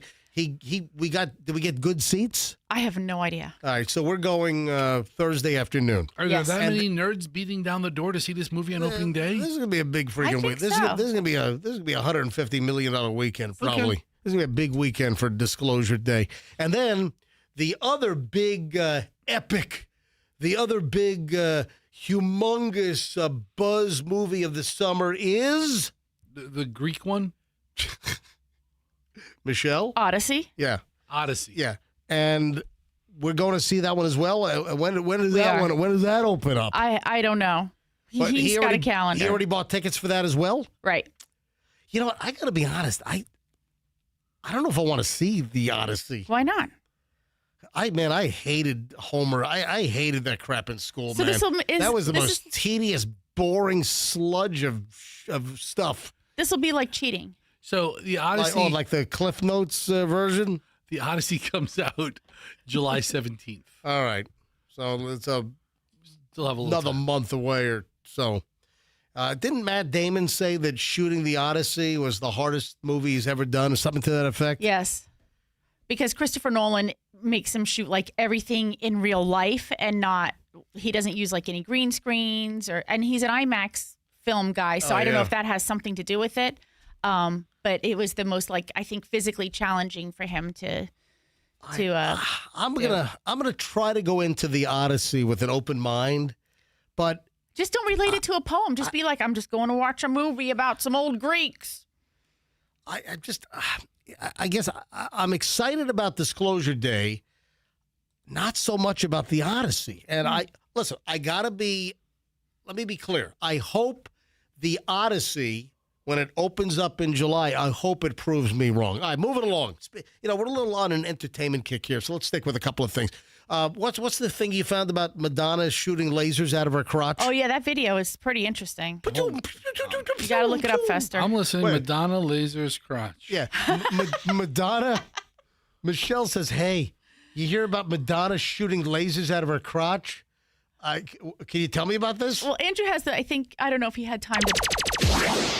Those are the lasers shooting out of Madonna's crotch right there. Dude. You have the video? My only 3 search terms was Madonna, laser, crotch. Yeah. And second post, Madonna just dropped the video of the year. Yeah. Robots, crotch lasers, a bathroom dance party with Sabrina Carpenter. Yep. And then a bunch of other It celebrities. has all of that. If you find the video, you can scroll into about I made a note here, about 1 minute 1:24. What's the song? Hold on. It's Confessions. A minute and 24 seconds into the video, lasers are shooting out of Madonna's crotch. Right. And then about maybe a little bit after that, then you have a bunch of ladies with a bunch of lasers shooting out of their crotches. So Madonna shoots lasers out of her crotch first. Right. And then other ladies shoot lasers out of their crotches. Yeah. She knows how to sell a video, boy. I'm telling you. And then she, like you said, she has Sabrina Carpenter in the video. She has Julia Garner's in the video. No, go to a minute 24. Well, I'm looking. The video on YouTube is like 12 minutes long. It is. But the lasers. 13-minute. I don't know. I mean, I'm going here. The lasers come out of her crotch a minute and 24 seconds, is what Michelle says. But I all right, is this? All right, here There's we go. a light from her crotch. Oh, yeah.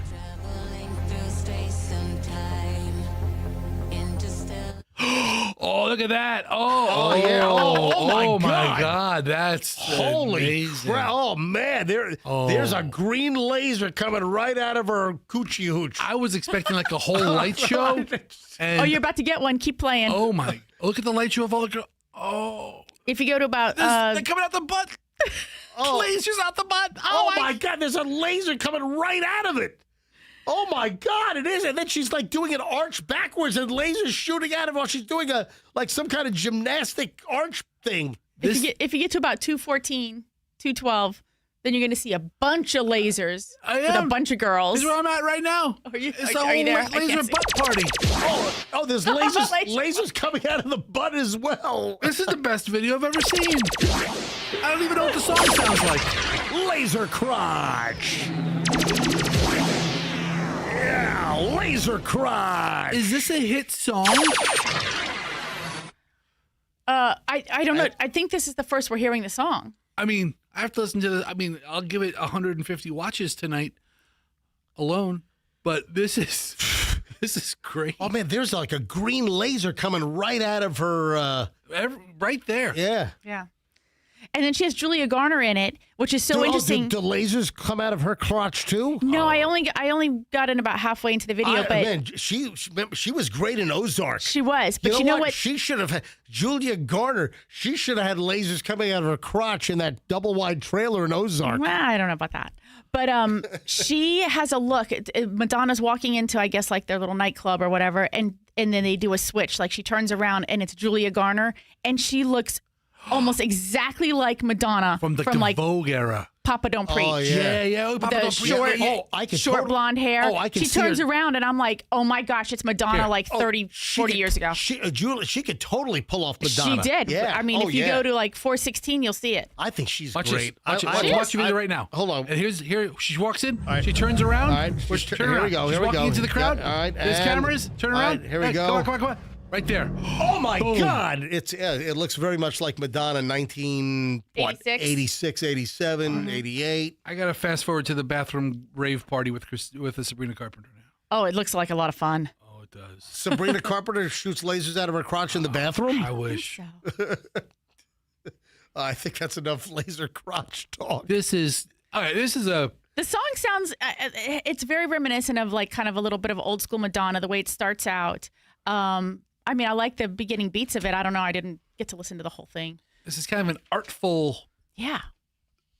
There's a lot of effort into this video. Yes, and a lot of lasers coming out of the crotch. All right, I'm moving on. And a lot of underboob. Two other additional celebrity items. You guys were giving me crap for saying that the Kanye West concerts at Ray J ought to be canceled. Yeah. Are they canceled? No. Okay, then yeah, I still give you crap. Move along. I think they should. No, I think he is a Nazi lover, sympathizer. I'm sorry.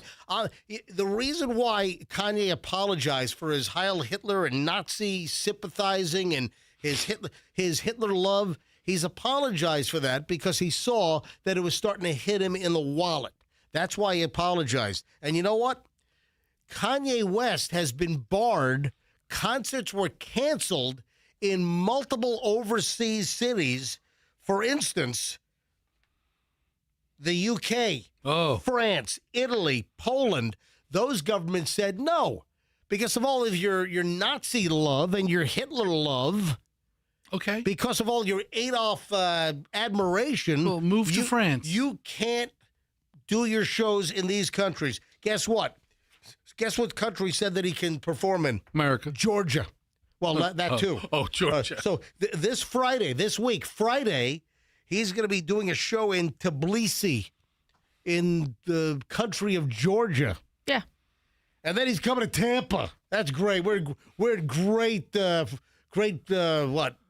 company.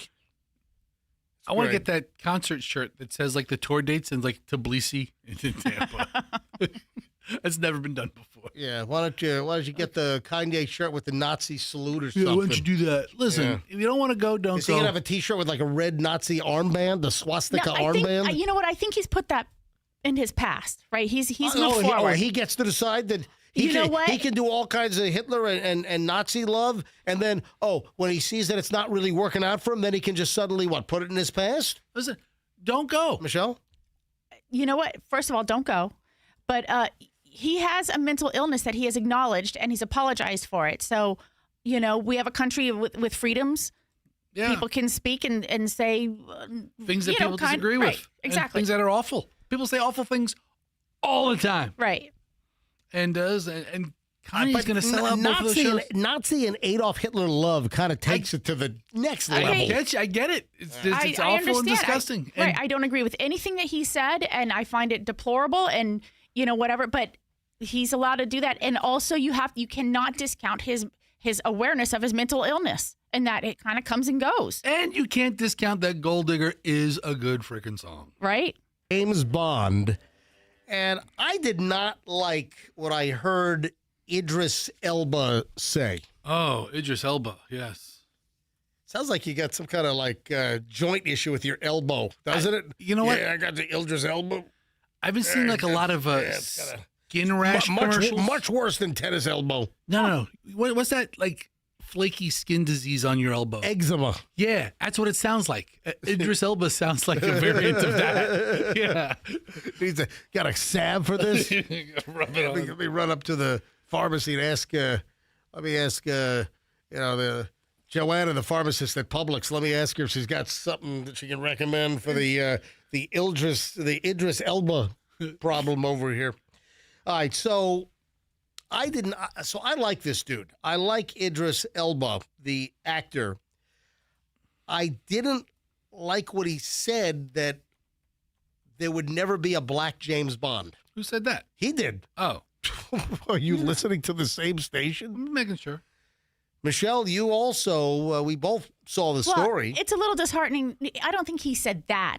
Well, I guess he did. He said he believes that it's not a realistic thing for a black actor to play James Bond. Right. And he took himself kind of, out of the running. I mean, we've been waiting for who the next James Bond is going to be since Daniel Craig left the... I think he would be franchise a while I think ago. he'd be a great James Bond. I would love to see him as James Bond. But he's just expressing his opinion. And it is a little disheartening to hear that he feels like that's something that may never happen, because I think he's a fantastic actor, and I think he would be probably a really strong choice for that role. But, you know. All right. I thought it was disheartening. I think that he would be a killer, unless, is he like downplaying expectations and then boom, he's going to be the next James Bond? I think he's serious. All right. They've got 3 guys. I think they're holding auditions. Did you sign up? Yeah, I'll sign up. Folks, if you dropped off, this is very important. What are you laughing at? I'm just thinking of you at the James Bond auditions. Schnitt. Todd Schnitt. All right, so if you dropped off a human skull at the Jericho Ministries thrift store in Brooksville. Are you having trouble? I'm having trouble. It's like you haven't read in a week. Let me try this again. If you dropped off a human skull at the Jericho Ministries thrift store in Brooksville on May 15th, the Hernando County Sheriff's Office would like to have a word with you. I just want to talk to you. Just a couple of questions. Hey, Michelle, you and Julie would love to go thrifting. I know. If you would have found the skull, you would have bought that. Right. We would have been like, oh, it's a perfect prop for some movie, that he's going to do. I mean, or- is it one of those, Shakespearean type? Well, no. I was going to say, is it one of those like a scientific prop versus a real skull? Turns out, I guess it's a real skull. The person who left the skull,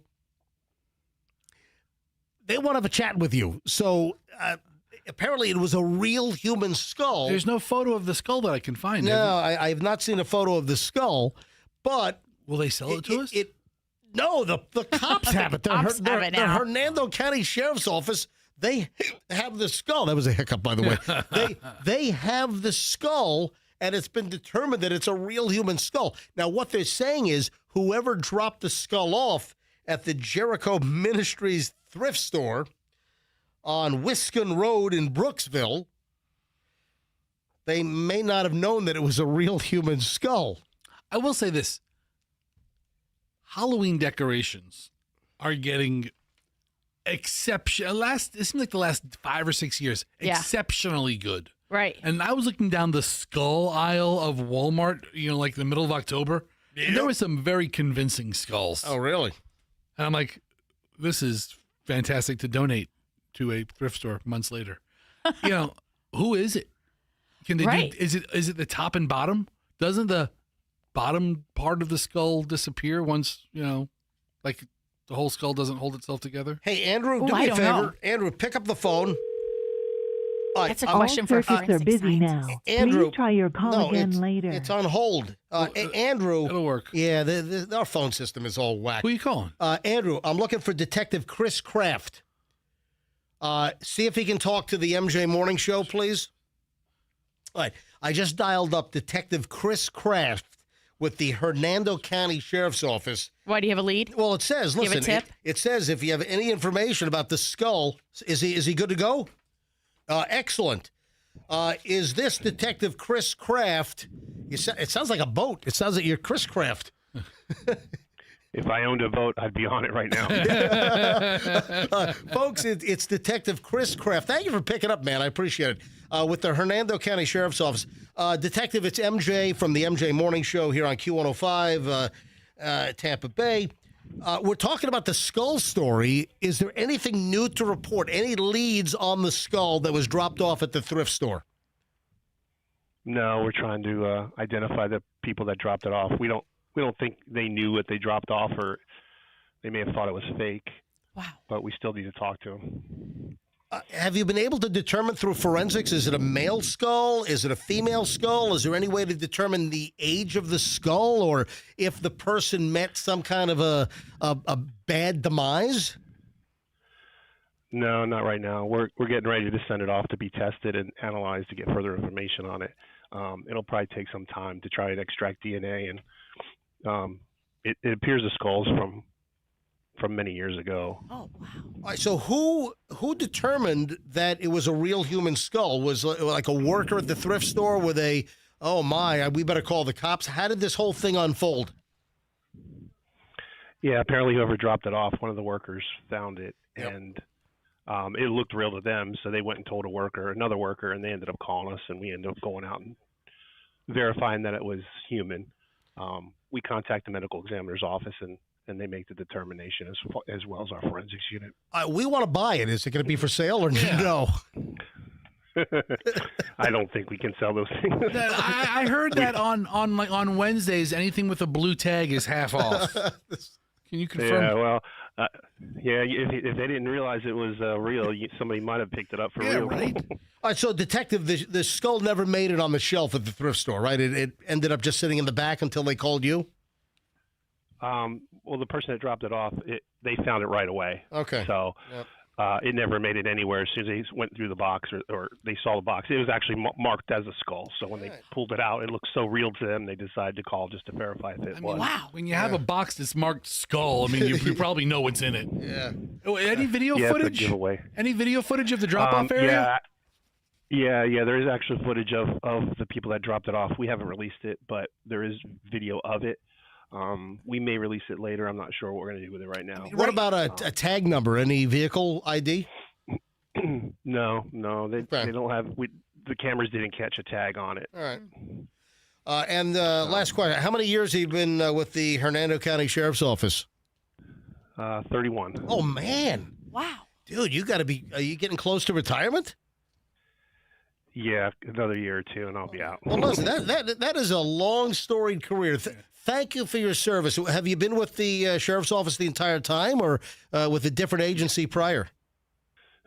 No, I've been with Hernando the whole entire time, so that's I awesome. Appreciate it. That's awesome. This is the case to drive him into retirement. That damn unsolvable skull case. Like Scoob, we've got a skull in Brooksville. Oh, let's get into the mystery machine. Well, if we figure it out, I'll give you a call back and let you know. Detective, are you familiar with the MJ Morning Show? Yes, I am very. Awesome. Thank you, Detective. All right, man. All right. Thank you again. Have a great day. Yeah, I'll take care now. All right. Bye-bye. I'm going to drop his name next time I get pulled over in Hernando County. Hey, right? That's right. You know my brother-in-law? Detective Chris Cramp. You know my buddy. 31 years with the agency. Yeah. Do you know what backwards beach day is? This is actually very, very smart. If you're a mom or a dad with kids, backwards beach day. Oh yeah, this is intelligent. So yeah, Michelle, backwards beach day. I really can't because I'm trying to think about how we used backwards dinner. There we go. All right, so you're on the right. But I can't imagine how you would do that. Describe, Michelle. Describe what backwards dinner has been in our house. Where you basically eat breakfast for dinner. Yeah, there it is. Yeah, because in your kid's brain when they're younger, that's the word she was like. Chloe said, can we have backwards dinner? And I was like, what is that? She's like, we're gonna have breakfast. And I was like, yeah, sure, sounds good to me. So that's what we call it. Pancakes or something. Yeah. That's dinner. Scrambled eggs and omelet with bacon. Yep. So every once in a while at the house when the kids were little and growing up, we would do backwards dinner. But backwards beach day means like go ahead and apply it. Hold on, go with the same. You're not going to the beach for the day. Come on, apply the same. You go at night. Well, Dad's frustrated, smacks all the kids, throws all the crap in the car, and drives everybody straight home. No. Yes. Get in the car, you little sons of bitches. Before the sand gets on your feet. That's backhand beach day. What? You take the kids out for ice cream where you drive around in your bathing suit, but don't actually go to the beach? Listen. Oh, it's terrible. No. That is terrible. So most parents, they load up the kidlets and they take them to the beach in the morning into the early afternoon. So late morning, early afternoon. No. Backwards beach day is where you get the kids to, kind of, do their activity in the morning, early afternoon, let them take a little nap, and then somewhere between, and summertime, you've got more daylight. Yep. So you roll to the beach like at 3 or 4 o'clock. Yeah. And I didn't know there was a name for this. Well, it's a name. All right, so here's the deal. So what do you do by doing this? The beach is less crowded because by like 3 or 4 o'clock, a lot of people are gone. So the beach is less crowded. You can maybe find parking a little bit easier. The bite is out of the sun. Yeah. I mean, it's going to be, 95 degrees today? Whatever. I mean, it's going to be a cooker.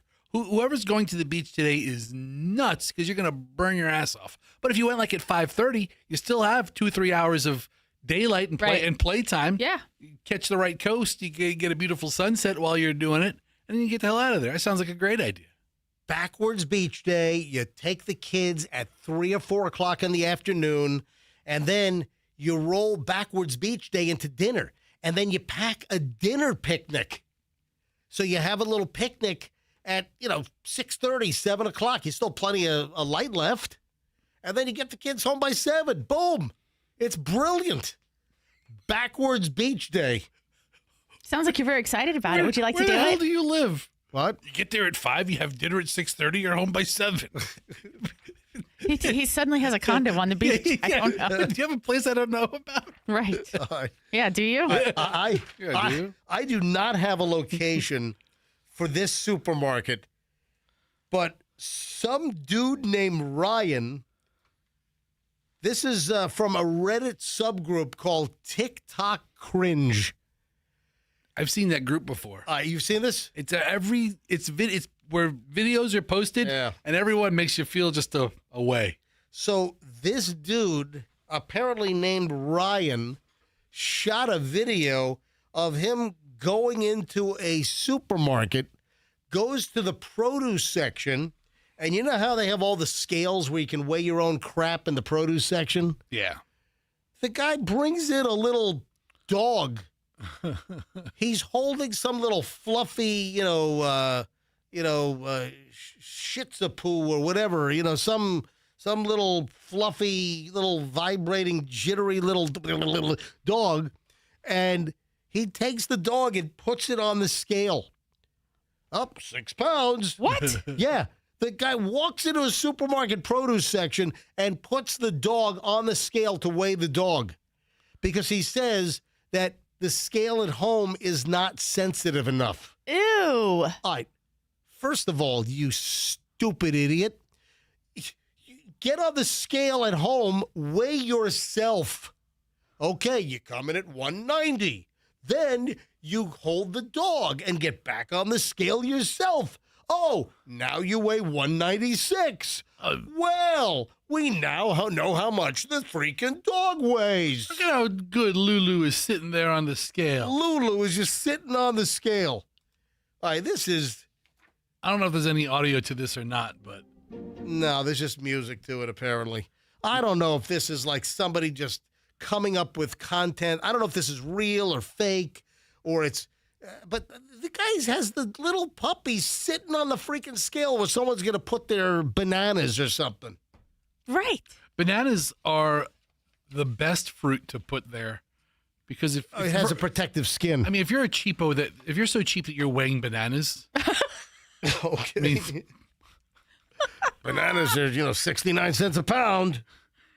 I mean, I know. I only have £1.50. I only have, $1.08 on me. And I get an email. Was this email? No, this was direct message. I got a direct message from Damon Dominguez.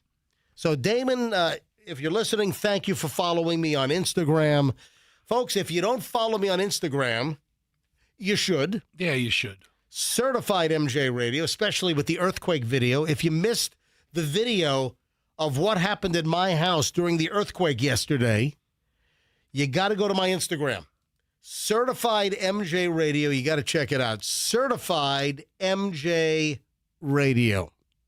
And check out the earthquake video at my house yesterday. You might be shocked. Anyway, so I get this direct message on my Instagram, and I read all my direct messages. I try to respond to as many as I can.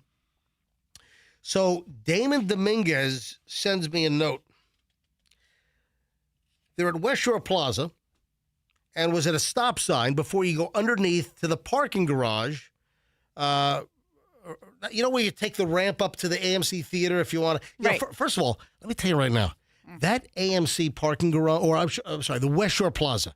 The West Shore Plaza parking garage, not the one that is on the side near the interstate, like where, is that Dillard's on that side? Okay, the one that's off of Kennedy and West Shore Boulevard? It's the one, it's the one that you use. It's the parking garage at West Shore Plaza. The JCPenney's Plaza. Yeah, no, that's on the other side. It's like it butts against by the restaurant. No, it's on the whole opposite side. No, not the JCPenney one.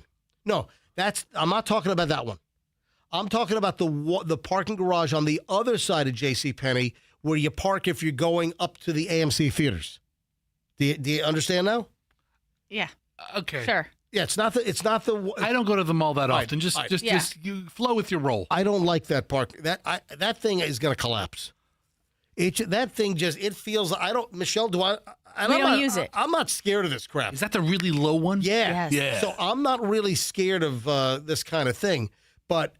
But that- yes, you are, because you won't use it because you're scared. That parking garage, the one to go upstairs to the AMC Theater, that one gives me the willies. Yeah, you know that one, that's going to collapse. I feel the same way. That's why I only park on top. I don't want to be driving up for some movie and have it collapse. He doesn't even want to do the drive. No, you got to drive up, dude. He doesn't like that either. I don't want to drive through it to get to the top. I'll roll the dice on that. I'm not. I stopped doing it.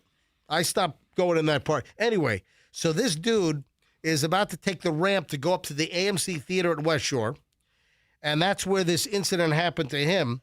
He says there was a car in front of me that had a sticker that said something about God loves you. Oh, yeah. Okay. Probably had a Joy sticker on there as well. No, the new K-Love stickers are out. You know, hey, K-Love is starting to... K-Love went from a 0.2 to a 1.1 in the last weekly. Hallelujah. Yeah. So, we need Joy to get a little, Jesus competition going on. They're getting a little too close for comfort sometimes. He loves everybody, Right. not just Joy. So this car's in front of Damon, and it's got a God loves you sticker. So he was about to move slowly when he started to hesitate. He was either going straight or he was going to go left or right. I don't know what this guy was doing, but he was stopping. He decided to honk his horn, give him a little friendly little toot-toot to let him know that there's a car behind him so he can move. So then, with the God loves you sticker, a hand comes out of the driver's side window with a giant middle finger coming at him. With a God loves you sticker. Yeah. What? Hey, God might love you, but the driver that you hunked out thinks you're a schmuck on wheels. I mean, two things can be true at once. Right. Man. I'm going to flip this guy off, and by the way, God loves you. Oh, man. I just thought it was a funny story. Damon Dominguez, thanks for following me on Instagram, and thank you for making me laugh. All right, the Guy Fieri story. Michelle, you found this. This is interesting. Michelle, tell Fester and all of our listeners about this Guy Fieri diners, drive-ins, and dives. They're calling it lies. So the headline was diners, drive-ins, and lies. What'd you find? Fester, have you seen the show?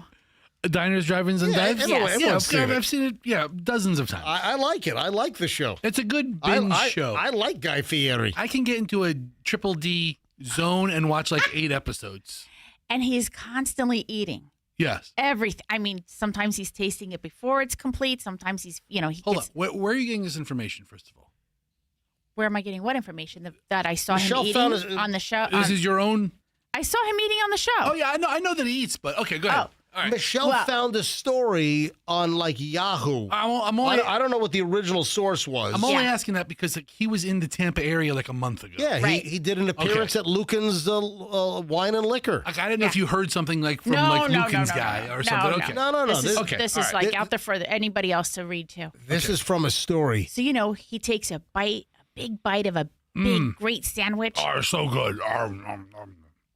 And then you ever notice that the camera cuts away? I guess so, yeah. Takes his next shot. Do you think he swallows that food? What, he spits it out? Yes, he does. That's what the report is. He does not swallow the food that you see him consuming. I'm using air quotes. All right, so on the show. You gave me a yahoo.com printout. Can you find where was the original story from that then Yahoo then posted? Let me share some of this. In today's episode of Amusing Internet Conspiracy Theories, a video streamer who goes by the name Dr. Spaghetti. He sounds like fun. That's a good name. On social media is investigating a very important but a little bit of discourse here for modern society. Does Guy Fieri actually eat what you see on the long-running diners, drive-ins, and dives? Spaghetti Doctor's Twitch streaming account, I guess, doesn't usually have a lot of interest in food media, but did a recent streaming session, and a follower suggested in the chat that Fieri never actually eats the food on his show. And Dr. Spaghetti thought there might be some truth to the matter, so he started pulling on some threads by sifting through hours of the show's content. He compiled his own YouTube analysis of a mountain of clips, noting that Fieri oftentimes keeps the food in his cheek during a shot, and you never actually see him swallowing anything most of the time. Wow! Oh, this is scandalous. What say you, Fester? Yeah. You know what? He has to put the food in his cheek because he has to talk more quickly than it takes to swallow. So he's learned to do a little chipmunk side compartment on the food, and then, this is great, man. This is fire. This is delicious, man. This is spot on. In TV time, to take a bite, chew, swallow, inhale, come up with your thought, and then say it takes a long time. No, he doesn't want the calories. He doesn't want. That's what that's what I'm surmising here. I bet you he goes to so many restaurants that a third of it is crap, and he can't say that. No, he can't go to your restaurant and say, "Okay, this pizza sucks." No. They send out advanced teams. They know if they're not going to a place that they haven't checked out to make sure that he's not going to get a mouthful of ass. I don't know. I don't know. I mean, maybe he goes to places that we don't see, right? And he tries some stuff, and then he's like, this isn't for me. I don't know. But, so that's you think they shoot clips that we never see because, possibly. Hey, maybe it wasn't good that day. Right.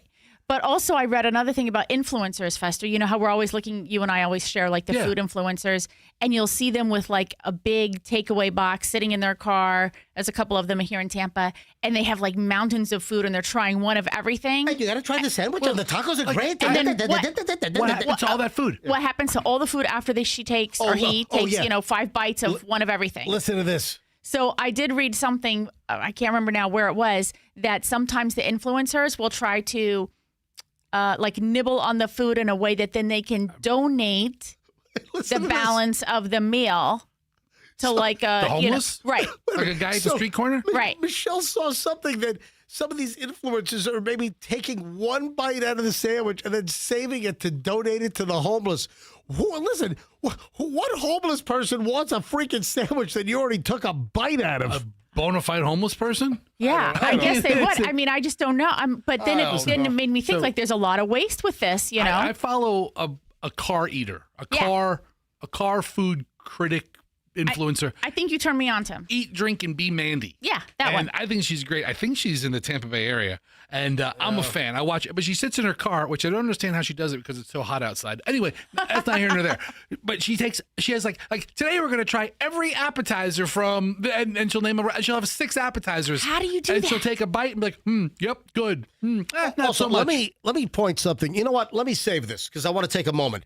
There is something about these influencers that you see on social media that you have to know about. Okay. There is something you must absolutely 100% know about, and I'm going to deliver it to you right after the break. You've got to stick around for this. You've got to listen to what I have to say about these influencers that you see on social media, and that's next, plus a whole lot more. I got tons of stuff. 9 o'clock hour is going to be solid, and it's next here on the MJ Morning Show on Q105, 104.7 FM. Hey, how's that Veterans Ford over there, Fester? How's that F-150? Fantastic. All right, so why didn't you take that on the oh, you didn't want to put the mileage on the thing. You wanted to put the 2,000 miles on a Hertz rental car, right? Yeah. I drove the wheels off that damn thing. But, yeah. You put 2,000 miles on a rental truck instead of 2,200 miles in a week. That's pretty big, man. Yeah, man. That's a pretty good trip. Hey, so Veterans Ford has Ford employee pricing right now. Veterans Ford, Line Bar, and the Veterans Expressway. Let me give you a little hot pro tip here. If you're looking for a great deal on a Ford, you can now get the price that the Ford employees on the assembly line pay. You got Earl. He's been putting bumpers on a, Explorer for the last 20 years. Earl gets a special price when he wants to buy a Ford for his family. You now get the same price as Earl. Ford employee pricing is in effect. Veterans Ford, but here's the pro tip. You got to hurry because when they do these employee sales, the inventory goes quickly. So get the vehicle you want. Veterans Ford's fantastic. You're going to love them. Veterans Ford, Line Bar, and the Veterans Expressway. Veterans Ford, tell them that MJ sent you. If you've got a garage door issue, I'm going to tell you right now how to fix your problem, fix it right, get it done quickly, get it done at the right price. And, of course, I'm talking about Banco. You can bank on Banco overhead doors. You know who banks on Banco?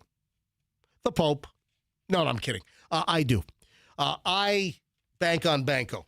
Banco is, well, listen, the Pope, he's from Chicago. But I don't think Banco's in Chicago. No, they're just local. Local family-owned company for over 40 years, since the 1980s. This is not some, private equity. One of the other big garage door companies out there, it's like private equity owns them. They're part of this big nationwide. Listen, local. These guys are fantastic. Banco does all the work in my house. They just did the weather stripping around the garage door because mine were old. They were getting cracked and frayed and a little bit of dry rot. Hurricane season's coming up. Keep the moisture out. If you need new stripping, you want the state-of-the-art LiftMaster garage door opener, all app controlled on your phone. You got the video, see who comes and goes. Open your garage door, close your garage door from anywhere. Get alerts anytime it opens or closes.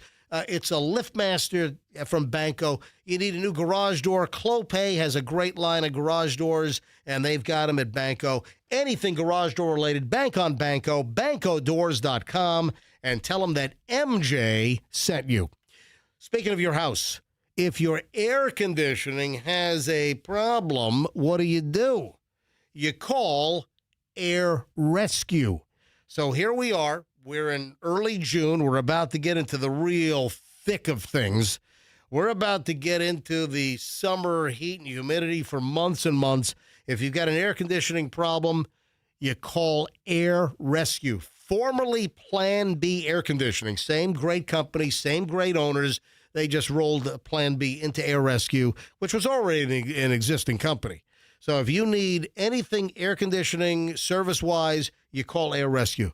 Get professionals, great price, honesty, integrity. If you mention me, MJ, you'll get 10% off. If you need a new system, this is the month to do it. In June, $500 off a brand new air conditioning system for your house. And you can even take the 10% MJ discount and apply that on top of it. airrescue.com for any air conditioning problems. airrescue.com. 888 never wait, and tell them that MJ sent you at airrescue.com. The real estate market. Talk to agents. Real estate market has hit an interesting patch here in the Tampa Bay area. The major price points, the real accessible homes and the price points which are most affordable for, there's been a major slowdown. And if you need to sell, if you want to sell, let me tell you right now, you get a hold of Mark Spain Real Estate. You don't have to go through the hassle of listing it, having almost no showings maybe for months at a time. Or what about if your house is getting shown and the hassle of having to leave for a couple of hours, the open houses maybe on a Saturday or something. No, get rid of that hassle. You go right to Mark Spain Real Estate and get a guaranteed all-cash offer on your home today. You need to sell. If you know someone that needs to sell, tell them that MJ told you to call Mark Spain. Go to markspain.com. That's markspain.com to get that guaranteed all-cash offer on your house today. markspain.com and start packing. Traffic's on 8:50 now. 9 o'clock now. MJ Morning Show back in just a second. Fidel's the accident on U.S.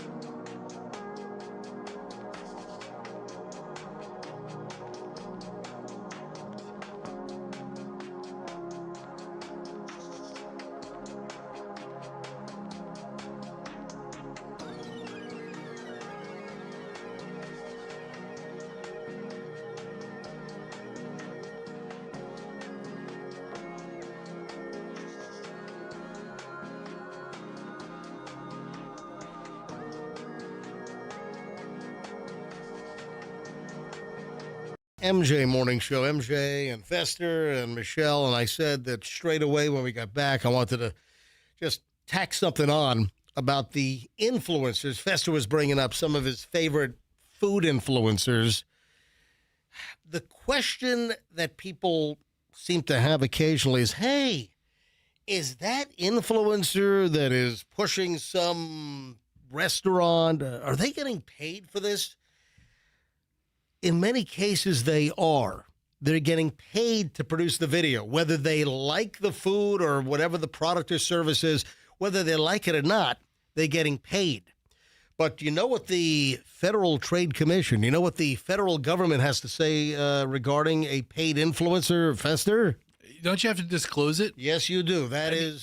Even by putting the simple 2 letters ad, AD, somewhere in No, it's supposed to be, if you look at the FTC guidelines, it's supposed to be explicit. But I think if you put it in the typed context, it's pretty explicit. Well, it is supposed to be not only in the video portion, so you're supposed to reveal it. Hi, this is Cliff, and I'm getting paid $400 to tell you how great this pizza is. Guess what? That is supposed to happen. So you should actually say it. You should also have it in the narrative, in the caption of the video as well. And I'm going to tell you right now that the bulk of influencers out there that are getting paid do not reveal that. So let me be also crystal clear and fair that not all individuals that are shooting content and posting it on social media, not all are playing the paid influencer game. Listen, I told you so. I was at I tried that shave ice place in Seminole, right? Ululani, and it's good. Listen, I have my own shave ice machine. I've got my own Fuji Marca real deal, Hawaiian shave ice machine in my house, and I order my syrups from Hawaii. And I'm very familiar with Ululani because unfortunately, my Ululani experience was at the great Ululani stand in Lahaina. And I'm sure you told them all about it. You couldn't just order your shave ice and sit and leave. On Maui, and that's where they had the fires, and that whole little area was all burned to the ground. But Ululani has started to franchise. And the Ululani locally, real authentic Hawaiian shave ice at this Ululani in Seminole. And I stopped by, 6-8 months ago, whatever, and it was good. I thought their syrups, their flavors were fantastic. Actually better than the ones that I order from Hawaii. But while I was there, I saw this woman comes in with some guy, and I was just kind of like listening to the conversation. What's going on here? I'm like, I think this might be an influencer. And she went to pick up a check.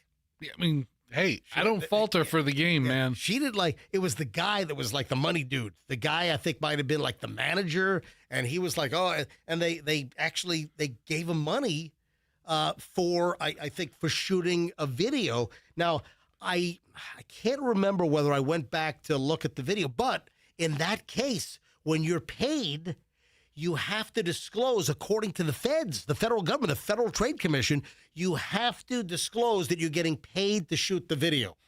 In the case of Ululani, the product is good. It's good shave ice. They do a very nice job. Yeah, but a part of their marketing budget. I'd be there much more often if I lived close by, but I live in South Tampa. A part of their marketing budget, though, is to connect with influencers. Right, and there's nothing wrong with that. Right, absolutely. There is nothing wrong with Ululani hiring. However, what I'm saying is the influencer needs to put in their video that I'm getting paid for this video endorsement or making you familiar with the product. And I'm just saying that lots of influencers do not do this. And why? A spokesperson on TV doesn't say they're getting paid. Like if, somebody's pumping hemorrhoid cream. A lot of times there'll be a display. I'm Crystal Gale, and I'm from Preparation H. Hang on a minute. Look at the fine print. A lot of times it does say paid endorser. Is that what word did you use? Overt? If you put the word ad on a video, AD, that meets the threshold.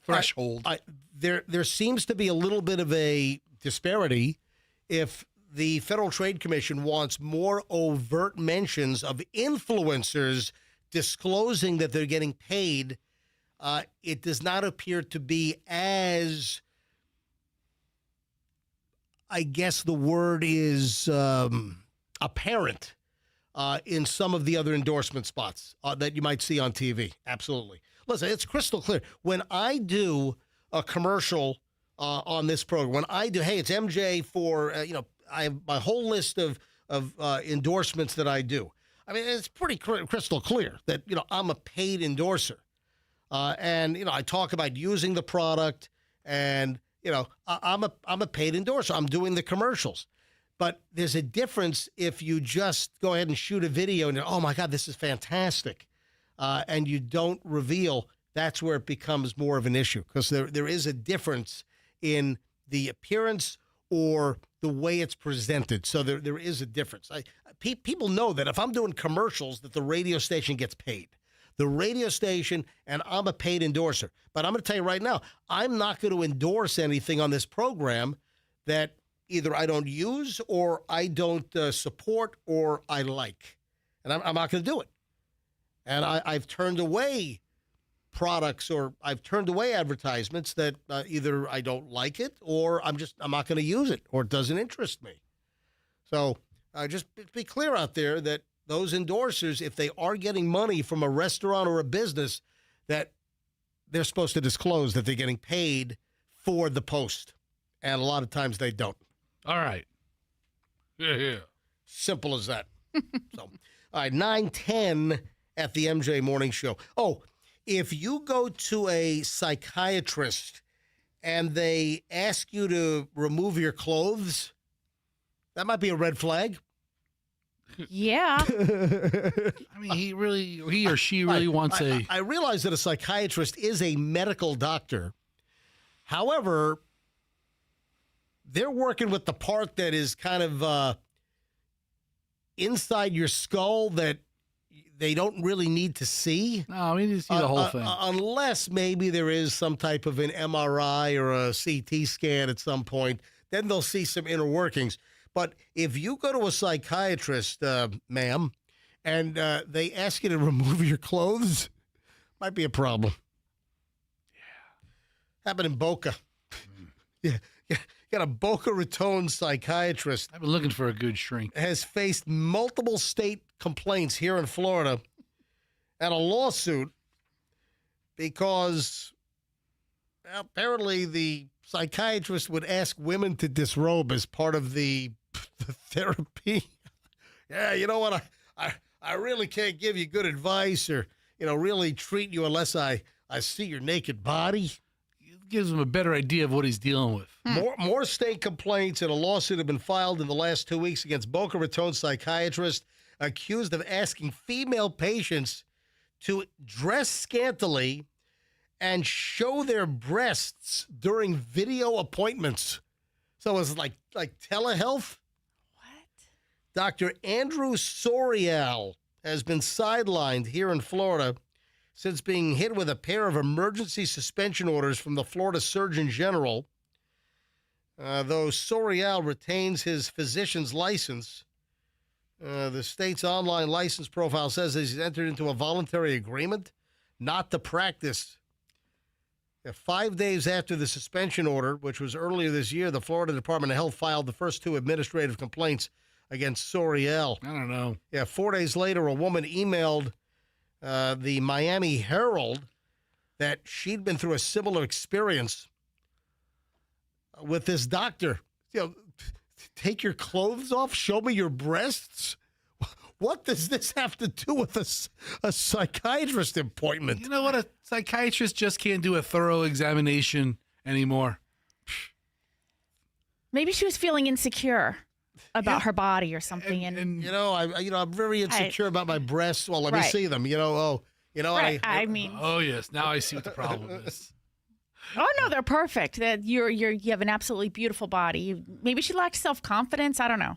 No, I think it's absolutely wrong. I mean, I just cannot imagine how somebody thinks when they're seeing a psychiatrist that they need to disrobe. But then again, they are at the psychiatrist. Yeah. So, all right, just heads up. That means they're taking advantage of them. So in such a horrific way. I can't go to any good psychiatrist like that. Naked? I wish they'd ask me to strip down. Might be a special session. I went to a shrink that just wanted to talk about my mother for an hour, and I'm like, oh my God, when do we get naked? Oh my God. Did you go to you didn't go to a psych? You've never been to a psychiatrist. No, I probably need one. Like, we stopped talking about my mom and let's talk about, your nakedness. all this. Yeah. Hey, there's been another gas scammer. So what are the various gas scams with gas at high prices these days? what are the types of gas scams that are out there? That this is the customer. Now, granted, I think we all feel we're getting scammed with high gas prices, but the customer trying to rip off the gas station. And keep in mind, the gas station, they're paying ridiculously high wholesale prices. And in many cases, they're only making pennies a gallon on top of what they're paying for wholesale. So, Fester, what are some of the gas scams that you can recall us talking about that bad actor individuals are perpetrating against gas stations? I mean, isn't there one where like you use like a magnet to slow down the counter? That's the first one. That's the first guess, and that's where I'm going. Ah, yeah. So I was hoping you'd say some of the other ones first, like there's that. This is being blown out of proportion on social media, but like putting a screw in the thing so it doesn't shut off the pump and you can mooch off the other guy's dime when you just load your car up right after him. Yeah. Or if you help somebody load gas into their car and you kind of act like you put it up but you don't end the sale and they take off. That's part of the so-called screw scam where they put a screw in the holder where you put the nozzle and the screw prevents the pump from getting shut off. That appears to be a little bit blown out of proportion, a little bit of urban legend. But that's been floating around.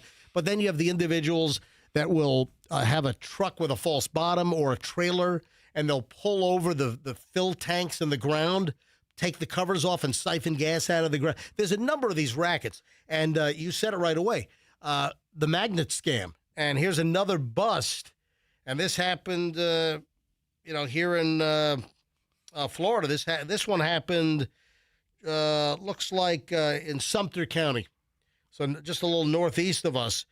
A semi-truck driver was caught using a heavy-duty magnet to override the gas pump and steal fuel. Now, I don't know how. I'm sure if you look online, you can find out how it works. But you do something with a very, very powerful magnet, and you can steal gas. I don't know if you put it where the display is and it retards the display or it keeps the number down. I don't know how it works. But Yoel Espinosa Rosario, 25, he's from Naples, pulled the racket up in Sumter County. He was arrested last weekend after it was discovered that he had this elaborate theft device that he was using at a convenience store in Sumter County. According to the arrest report from the Sumter County Sheriff's Office, a deputy was conducting an extra patrol at a 7-Eleven around 12:09 a.m., so just after midnight, when he spotted a semi-truck trailer matching the description of a vehicle believed to have stolen fuel from that exact location in the past. Man, this guy's got some cojones to go back to the scene of an original crime. Sometimes you know where you can pull it off, so that's why you go back. I don't know if there's a certain gas pump. Maybe there's a certain manufacturer's model or style that is more susceptible to the magnet grift. That's true. That is what it is. Oh, it is? Yeah, I'm reading from the police. Investigators say suspects have targeted specific pumps believed to be easier to manipulate. And they're placing a magnet somewhere on the pump that somehow allows them to steal a lot more gas than they're paying for. It manipulates the metering system. Yep, that's what I thought. A deputy found Rosario standing by the big rig with nozzles actively pumping fuel into both the driver and passenger side 120-gallon fuel tanks. That's a lot of fuel. When questioned, Rosario produced a receipt and claimed that he had only pumped $300 worth of fuel into the driver's side tank. A store employee confirmed Rosario only paid $300 and noted that the passenger side pump was not even supposed to be operational. When the deputy took a closer look at the passenger side pump, he discovered the screen was covered in black tape to hide the transaction. A missing dust cover below the screen revealed a 2-inch gap containing a blue microfiber towel. Whoa. When the deputy moved the towel, he found a heavy-duty magnet placed directly on the solenoid valve. On the solenoid valve? A trick. That's like the Fetzer valve. This is a diesel demon. You know, it's all ball bearings these days. It's all ball bearings. Any chance you got some gauze and some 3-in-1 oil? I do. Yeah, you got some of that? All right, so that's the trick here. During a subsequent inventory of Rosario's truck, deputies found multiple freshly cut blue microfiber towels matching the exact ones used to conceal the magnet that's rigged up to the pump. Yeah, he was arrested, 3 felony counts. So the magnet scam and certain pumps. No bueno. I guess Mr. Rosario. no, he's originally from Cuba. Yeah, no good. All right. Listen, I think the more gas prices lean on people's wallets, I mean, this guy's a big old truck driver. I mean, if this affects his profit margin, you're going to see more and more of this stuff. Oh, my brother met us down in Little Cayman. Oh, so we had 6 total divers. When I went down to Little Cayman, scuba diving with Julian, Scuba Rich went down with me. Then Greg and Kristen, 2 other Tampa Bay, scuba divers that I know. So we had a little group of 6, Julian, Rich, me, and my brother.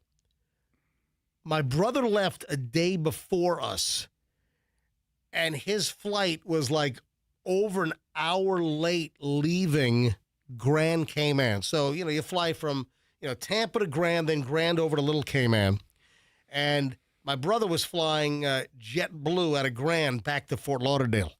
His flight was delayed. Want to know why? Snakes.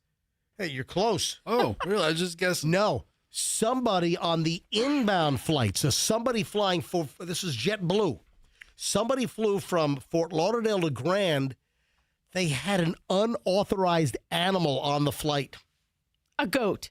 No, I'm sure it was a dog or a cat or something. Oh. They brought an unauthorized animal into a foreign country. Oh, you can't do that. They turned them right around, and they stuck them on the return JetBlue flight leaving Grand back to Fort Lauderdale. You fly and they sent them right out. But the whole thing, the documentation, the paperwork, going through all the customs and immigration and enforcement, it delayed the freaking Let me see if I can get my brother on the phone. Hang on a minute. I don't know if he ever found out what kind of pet it was or... Man, the people were just fit to be tied. I mean, when you say an unauthorized pet, or unauthorized animal, I'm thinking of something more exotic. If you record your name dog. and reason for calling, I'll see if this person is available. Hey, Drew, it's your brother. Pick up the phone. We're calling you on the live on-air line. This hasn't happened before. Yeah, Drew. Who do you think you are? Let's really give it to him. Yeah, I'm calling the right number. Dude, pick up the phone. What is this screening crap all of a sudden? He does have obligations. I've called him before on this number. You know what? I think it's the phone company. Hello? Thanks, Drew. Please stay on the line. I think it's the phone company. Hello? I think it's non-elective. I mean, I think it's the phone company screening calls. What is this crap? What's with this mind-bending music? I don't know. I hate this music. Or he could be sleeping. Hello? Hello? Hello. Dude, what's this phone? We're live on the air. What's this phone screener thing suddenly? There's... What? There's a continuous amount of spam nonsense that drives you nuts. All right. Well, I've called you from this number before, and I haven't gotten that. Well, you're welcome to the new world order. You're getting it now. All right. So I just told the story about your JetBlue flight being delayed out of Grand Cayman. Did you ever find out what the unauthorized pet was? No, it was encased in a black square duffel bag, pretty reasonable size. I just wanted to hit her, so I decided to just look away and mind my own business. All right, so this was JetBlue. They came down on the inbound from Fort Lauderdale to Grand with an unauthorized animal.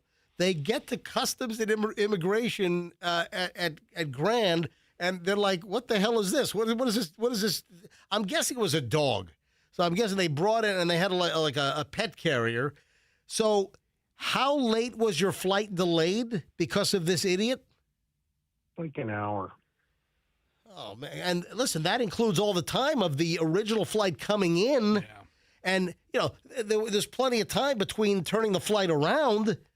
And what did they say to you? How'd you find out that it was some dope of a passenger that tried to bring an unauthorized, undocumented animal into a foreign country?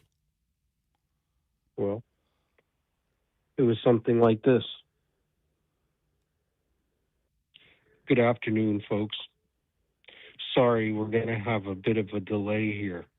Apparently, one of the passengers inbound brought an unauthorized and undocumented pet, which they now have to process, go through paperwork, and load her back on our plane to take back to the United States. We apologize for the delay.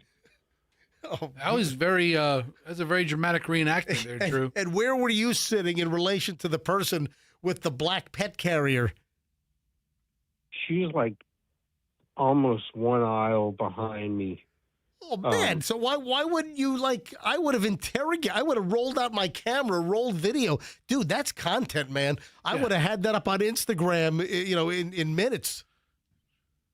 Content is poison.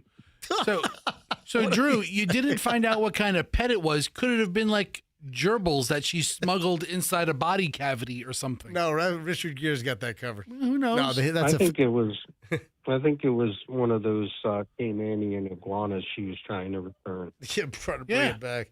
Anyway, sorry for your delay, but didn't you have a great time scuba diving with Julian and me and Scuba Rich and Greg and Kristen? I did have a nice time. Yeah, it was a nice trip. All right, buddy. I'll talk to you later. I thought maybe you'd found out what it was, but it was probably a dog. Or a cat. I didn't really. No. I was just kind of annoyed. That sucks. You know. Yeah, I know. All right, buddy. They never hold a flight. Never hold a flight for me. Yeah. All right. Talk to you later, buddy. Thanks. You don't smuggle gerbils up your butt. And then he's not undocumented or unauthorized. Well, some countries, if you bring up an animal in, there's like a quarantine period, and the dog's got to stay in quarantine for 2 months or whatever it is. When we went to Japan, it was 6 months. That's why we didn't take the dog. Hold on. If you brought, what was your dog's name back then? Dharma. Yeah, Dharma. If you brought Dharma. Right. And I remember Dharma. That was a sweet dog. Yeah. Dharma would have had to be in quarantine for 6 freaking months if you brought it from the U.S. to Japan when your dad was stationed there for 5 years. Yeah. So we said, no, that's not fair. Yeah, it's not. All right. 9:26 at the MJ Morning Show. When we return, it's the final chunk. And I'm going to tell you right now that the final chunk is solid. Always is. Always. Coming up in just a bit. You know when kids have a graduation party at their house? Yeah. How liable are the parents if something happens at the graduation party at the house? Oh, dude, this is the season for that. Yeah, hold on. Hang on. I got a story. I got a story you got to hear. And we're going to have to go to Judge Fester on this one. Or, Michelle's a lawyer. Maybe lawyer Michelle. You're a lawyer. Get her opinion. Yeah, shocker. Hey, I want to welcome again a brand new advertiser here on the MJ Morning Show, and it's Hendrick Roofing. I'm going to tell you right now that I can vouch for Hendrick Roofing, not once, but twice, and 20 years apart, technically 22 years apart. Hendrick Roofing. This says a lot, folks. Hendrick Roofing did the original roof when I built my house back, we broke ground in 2003, finished in 2005. Hendrick Roofing did the original clay tile roof on my house 22 years ago. And I just replaced the roof. And Hendrick Roofing did the roof again. So, listen, my roof was in pretty good shape. I had, a couple of, issues because back then the technology was the paper with the hot mop tar. Oh, it's completely changed. I mean, the materials these days, the technology, the peel and stick rubber membrane. I've got MTS and TU Plus and Polystick. I mean, the roof is unbelievably watertight. They did a phenomenal job. Another Spanish clay tile roof on my house, but Hendrick Roofing did a great job. 22 years apart, and I can highly recommend Hendrick Roofing for your roofing job, whatever it is. Oh, they're experts in metal roofs. They have their own metal fabrication, and they do the seamless stuff. I mean, they're fantastic. So whether it's regular shingle, whether it's clay tile, metal roofs, if you just need a repair, you've got a leak, it's Hendrick Roofing. Tell them MJ sent you. HendrickRoofing.com. Free quotes, free estimates, free consultation. They've been around for over 60 years. HendrickRoofing.com. Tell them that MJ sent you. 727-531-1025. 727-531-1025. HendrickRoofing.com. For any roofing job, tell them that MJ sent you. Your next move does not have to be a disaster. You don't have to have a dumpster fire on wheels moving truck experience. And let me tell you right now, they're out there. Are you sleep nodding?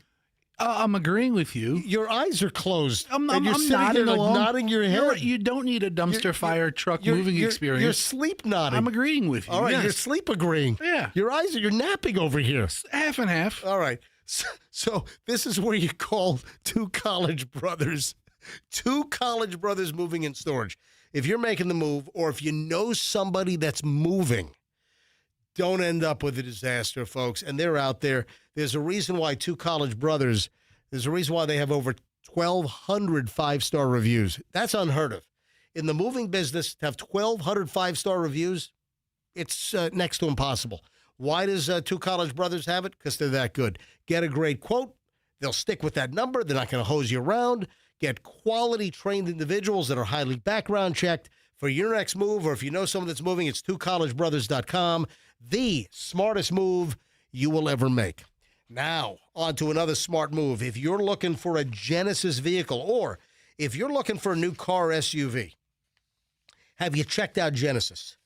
Have you checked out Genesis of Tampa even more specifically? Genesis of Tampa. That's right. When you bought or leased your Genesis, maybe you had to go to a different county if you lived in Tampa or Hillsborough. No longer, because Genesis of Tampa is now open. Right off 275 in Bears. It's at Bearson, Nebraska. It's a great organization. It's owned by the Murphy Auto Group, Mike Murphy and the team. Honest. It's a great family-run operation. It's Genesis of Tampa. And right now during June, it's the summer of savings. If you pick up a new Genesis, no payments for 90 days. So if you pick up a Genesis anytime between now and August, no payments for 90 days. This runs the entire summer. Guess what? You have other amazing experiences that you will discover at Genesis of Tampa. Service department is fantastic. Now, if you live in Hillsborough or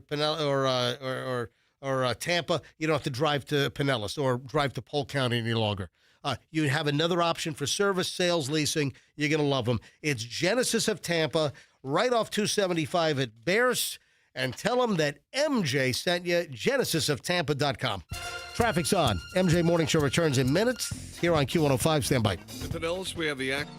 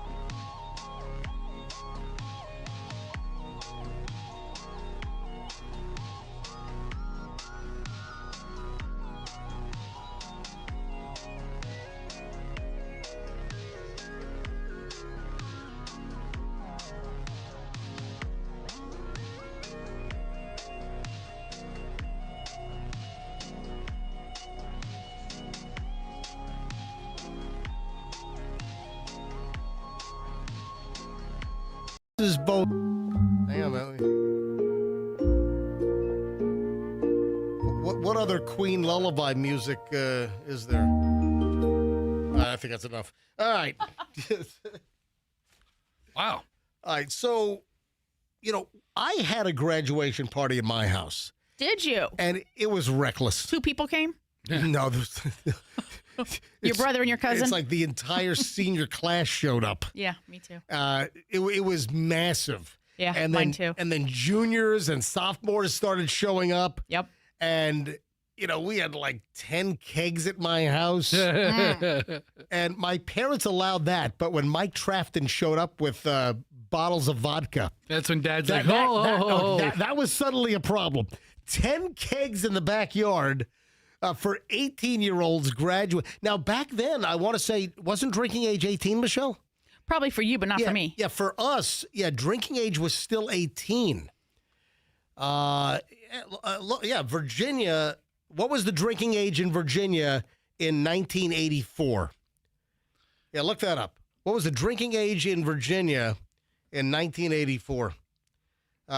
Virginia's minimum drinking age for all alcoholic beverages was permanently raised to 21, July 1, 1987. So, no, it was legit. So, for the 18-year-olds, it was legit to have the kegs, but then we didn't have, underclassmen show up and it was pretty reckless. But even then, even if we had, high school graduates at my big, huge graduation party at my old house in Virginia Beach on Thomas Bishop Lane, even if we were all mostly 18, what about the liability if somebody got liquored up and got totally drunk and then plowed into a bus stop full of nuns on the way home? I mean, my parents would have been screwed. Yeah. But my dad got pissed off. He caught Mike Trafton trying to bring in like 5 bottles of vodka. Oh, I'm looking here. The liquor age was 21. Beer was 18. 18, exactly. So maybe that was it. But right. my dad threw Mike Trafton out because he brought in vodka. Like a case. So, all right, this is the little preliminary setup for where I'm going with this. An Arizona teenager ripped his ear off during an accident jumping off the roof of the house during a alcohol-fueled senior skip day. Oh. It was not even like a graduation party. It was senior skip day. And now the parents of the teen that ripped his ear off, they're suing the parents of the teen where the party was held. Of course. Whatever. Yeah, an Arizona high school graduate had part of his ear torn off and suffered a concussion when he jumped off his classmate's roof during an alcohol-fueled senior skip day. Blake Barnes, who attended Phoenix's Desert Vista High School, filed a lawsuit against Brandon and Megan Spencer, who he claimed knew the party that their son was hosting in their neighborhood was problematic. Barnes said that between 100 and 150 people had attended the out-of-control party that allegedly included underage drinking in the home's backyard while several teens were standing on the roof. Yes, this was April 13th, before graduation, senior skip day. So, what this was? This was jump off the roof into the pool. That's what it was. In the backyard. Something getting crazy. Yeah. The 18-year-old senior climbed on the roof, attempted to do a front flip into the pool. Barnes' feet landed in the water, but smacked his head on the hard pool deck. Ouch. Which knocked him unconscious and left him with bodily injuries, including his ear partially ripped off his head. Cell phone footage was captured the whole thing because you had. Are you looking at Mike Trafton? I'm not sure what happened to him. I know it. I talk to him I talk to him. He's in my. Is he in Arizona? Yeah, he's in Arizona. All right, I tracked him down to Arizona. That's Mike right there. That's him right there. Top one? Yeah, top left. That's Mike. Hey, Mike. Yeah. So Mike is part of our Cox High School and well, some Bayside folks too. It's our group, Your high school group our chat? Virginia Beach, our all my friends that kind of got back in touch. So yeah. So the family's suing. And it was all captured on multiple cell phone videos. And is this just making a dash for the cash against a homeowner's insurance? My guy actually hit his head on the pool deck, sustained a concussion, tore his ear off. Fire and EMT personnel responded. He was unconscious, floating lifeless in the pool. Barnes' lawyer, Brian Foster, told the AZ Family, which is one of the news channels out there. He was rushed to the hospital. His blood alcohol concentration was measured at a 0.114, so above the legal limit. So now they're suing the parents. Michelle, with legal training and a graduate of Stetson Law School, what say you? Yes. I think Fester's right. The homeowner's insurance is probably going to pay something out. Unless it's State Farm. No, I'm just. I don't know. I'm just. I mean, my parents just had a terrible time with State Farm. I think the parents maybe even were home and maybe even supplied some of the liquor, so they could be in a little bit of trouble. I mean, if they did, then there could be also criminal charges that still coming. You think it's going to court? No. You think this will be settled by the insurance company? Yeah. I mean, they probably want to get his medical stuff covered, and maybe look, if he had a concussion, he might have some ongoing neurological issues that need to be addressed. What about ear reattachment? How much is that? How much does that cost? Look, plastic surgery is expensive. How much does that cost? Right. Do they have to make a new ear out of like a butt cheek? Yeah, like make an ass flap just hanging off the head. Stop. Who knows? They call him ass head now. These are all serious questions we have to ask. Oh yeah. So how much do you think it's worth? Is it $100 grand? Oh, I have no idea. 150 grand? That's out of my league. I would have no idea. $1 million easy. I don't think it's going to go that high. No, but you got to be careful. As a parent, you ought to be concerned. We're in a very litigious society. Well, first of all, it's just wrong, right? Like to have kids over and just start feeding them alcohol. Have you heard of the LA Golf Bros? No. No. I mean, I hope we don't have this crap here in the Tampa Bay area because this is reckless. There are guys that are getting on buildings and hillsides, and they're just whacking golf balls into traffic. What the hell are you guys laughing at? I thought you were going to say they were like douches. They are. Well, yeah, but Both of you guys are laughing. How would you like to be on the 101 or something and suddenly a golf ball smashes your windshield? I think I'd be pretty pissed about it, but it sounds like they're having a good time. It sounds like something Spencer Pratt would do. Yes. Yeah, be one of the golf bros. He's out. He's one of the golf. He has time on his hands now. Yeah, he's out. Pratt fall. Yeah, Spencer Pratt is out. Did not come in second place. Plenty of time to golf off of the Hollywood sign or something. Listen to this. A group of golf-loving content creators. It all goes back to trying to get video for Instagram. That's all it is. Or the TikTok. A group of golf-loving content creators who film themselves launching golf balls at high speeds directly into traffic and at downtown buildings is facing fierce backlash after a viral compilation video posted to the Reddit Los Angeles forum exposed their dangerous late-night stunts. This is bad. This is reckless.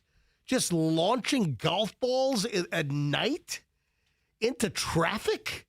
I mean, what for? I mean, golf balls, you hit a piece of concrete, they keep going for a long time. Can you imagine your car, your nice vehicle being dented because you just got whacked with a golf ball or some top flight? Smash at the side of your car? Does it link to their page? Because now I got to watch all of these. Instagram handle everywhere we play golf. Listen to this. Here's what it says on Reddit. There's a group of bros in L.A. who go out at night driving golf balls into oncoming traffic and at the windows of residential and commercial buildings, film it, and post the clips to Instagram for clout. Yeah, a Reddit user wrote, they're not hiding their faces. Their account has over 45,000 followers. Wow. And they appear to be doing this nightly across L.A., joking in the comments about never getting caught. I mean, they're doing nothing to disguise themselves. You know, if you got whacked by a golf ball, I mean, you should be able to go back on these guys. All right, I just found their page, and it looks awesome. Oh, my. They'll do it in, like, city streets, parking lots. I don't know what the audio is on this, but this What guy. if somebody swerves and crashes and kill? They'll be hit with manslaughter charges. Oh, this is great. Is there audio? Oh, yeah, there is. So here's a guy in a camouflage hoodie, and he's in a parking lot, and he's like taking a shot towards a shopping center. Look at this. He's just in a parking lot. He's taking the shot toward the buildings. Here's the windup, and oh my God, you hear that? Oh my God. I gotta see another one. Oh my God, they're just whacking golf This has ball. got to be done like at 3 a.m. where there's nobody. This is the middle of the night. That's like, is that Westwood or Santa Monica? Okay, put the audio up. All right, hang on. Roll back, man. Dude, listen to the cracks they're getting out of this. All right, here's a guy in like a peach-colored T-shirt, long black pants. Here's the... And it's going right between the buildings. Oh, my God. And there's oncoming traffic. So, look, there are cars down there. That's way down there, though. Oh, and there's this cross traffic. Oh, man. These guys just got to follow from me. They're going to get in trouble. Yeah. I mean, a golf ball leaves the club at well over 100 miles an hour. Hitting one into a windshield isn't a prank. It's a random act of violence that kills people, writes the original Reddit poster exposing the L.A. golf bros just launching golf balls in the middle of the night at buildings and traffic. What bridge is that? Off bridges. This guy is on the ground and he hits it up toward a bridge. Oh, man. That's talent. Is he down in the L.A., the river basin thing? You know, the concrete, like, where the Grease pink slip race was? I have no idea. Yeah, he might be down in that right now. I don't know. But there is a bridge there. Maybe not. But these guys are cool. No, it's not cool. It's vandalism. Yeah, it's cool vandalism, though.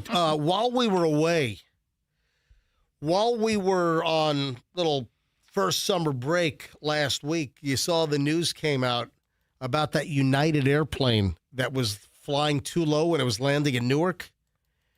Do you remember the original report that I had was that the plane hit the light pole and then the light pole hit the truck? But then the story changed on all the news outlets. Right. That the actual tire of that United Airlines 763, which is a 767-300, that, remember they said that the landing gear actually struck the bakery truck on the New Jersey Turnpike on I-95? I think that was the last story I heard. Well, the original was that it was just a light pole. Then it got changed to, no, the tires actually hit the truck. Now it's been changed back. The FAA says that no, the tires of the airplane never actually hit the truck. It snapped that light pole, and the light pole snapped at such force that it smashed into the truck, but it never actually hit, the wheel never actually hit the truck. It was the pole that the airplane hit the light pole over I-95, right, which sent that into the truck. Is the plane, like, totaled? No, the plane has some damage. It did. It has like some metal damage. I think it had some torn aluminum on the fuselage. But no, the plane that hit the light pole was just 19 feet above a busy New Jersey Turnpike. The May 3rd flight was cruising below the safe landing path for about 3/4 of a mile before reaching the runway. Oh. Yeah. Also, another story says the co-pilot of the United Airlines jet that hit the light pole realized the plane was too low, too late. And do you know what the name of the co-pilot was? What was it? We Too Low. That was him. I thought it was the other one. Because we have that's new what information now. Also on the plane crash, KTVU has just learned the names of the 4 pilots who were on board the flight. They are Captain Sum Ting Wong, Wee Tu Lo, Ho Lee Fook, and Bang Ding Ao. The NTSB has confirmed these are the names of the pilots on board Flight 214. Yeah, that's what the driver of the box truck said. That never gets old. Bang That ding audio- ow. Bang ding ow. Holy fook. Holy fook. Oh, yeah. The 19 feet above I-95. Not enough. I don't even fly. Not at all. All right. And I think that's going to do it. What time is it? Yeah, we'll call it quits here today. I think it's been an action-packed Tuesday episode. I've been happy. I can't wait for Bailey to get in on Thursday. So typically, when Bailey was an intern, she came in on Wednesdays. Now that she's graduated UT, she still wants to come in. So she'll be in Thursday this week. I can't wait for Bailey. Bailey received a 3-page letter from a local attorney from the car accident where she was actually hit from behind by another driver. A driver hits her, and a lawyer sends her a letter that they intend to sue because the driver sustained injuries. The accident was about 1 mile an hour. It was a bumper touch, and now the other drivers. Anyway, we'll get the letter in here. It's a local firm. We'll call them out. We'll get Bailey's side of the story again. But, I mean, the nerve, the gall of this woman that ran into Bailey is what, setting up a lawsuit against her and her insurance company? You got to hear that. I can't wait for her to bring the letter in on Thursday. All right, folks, have a great day. We'll see you back here tomorrow. MJ Morning Show on Q105, and let's be careful out there.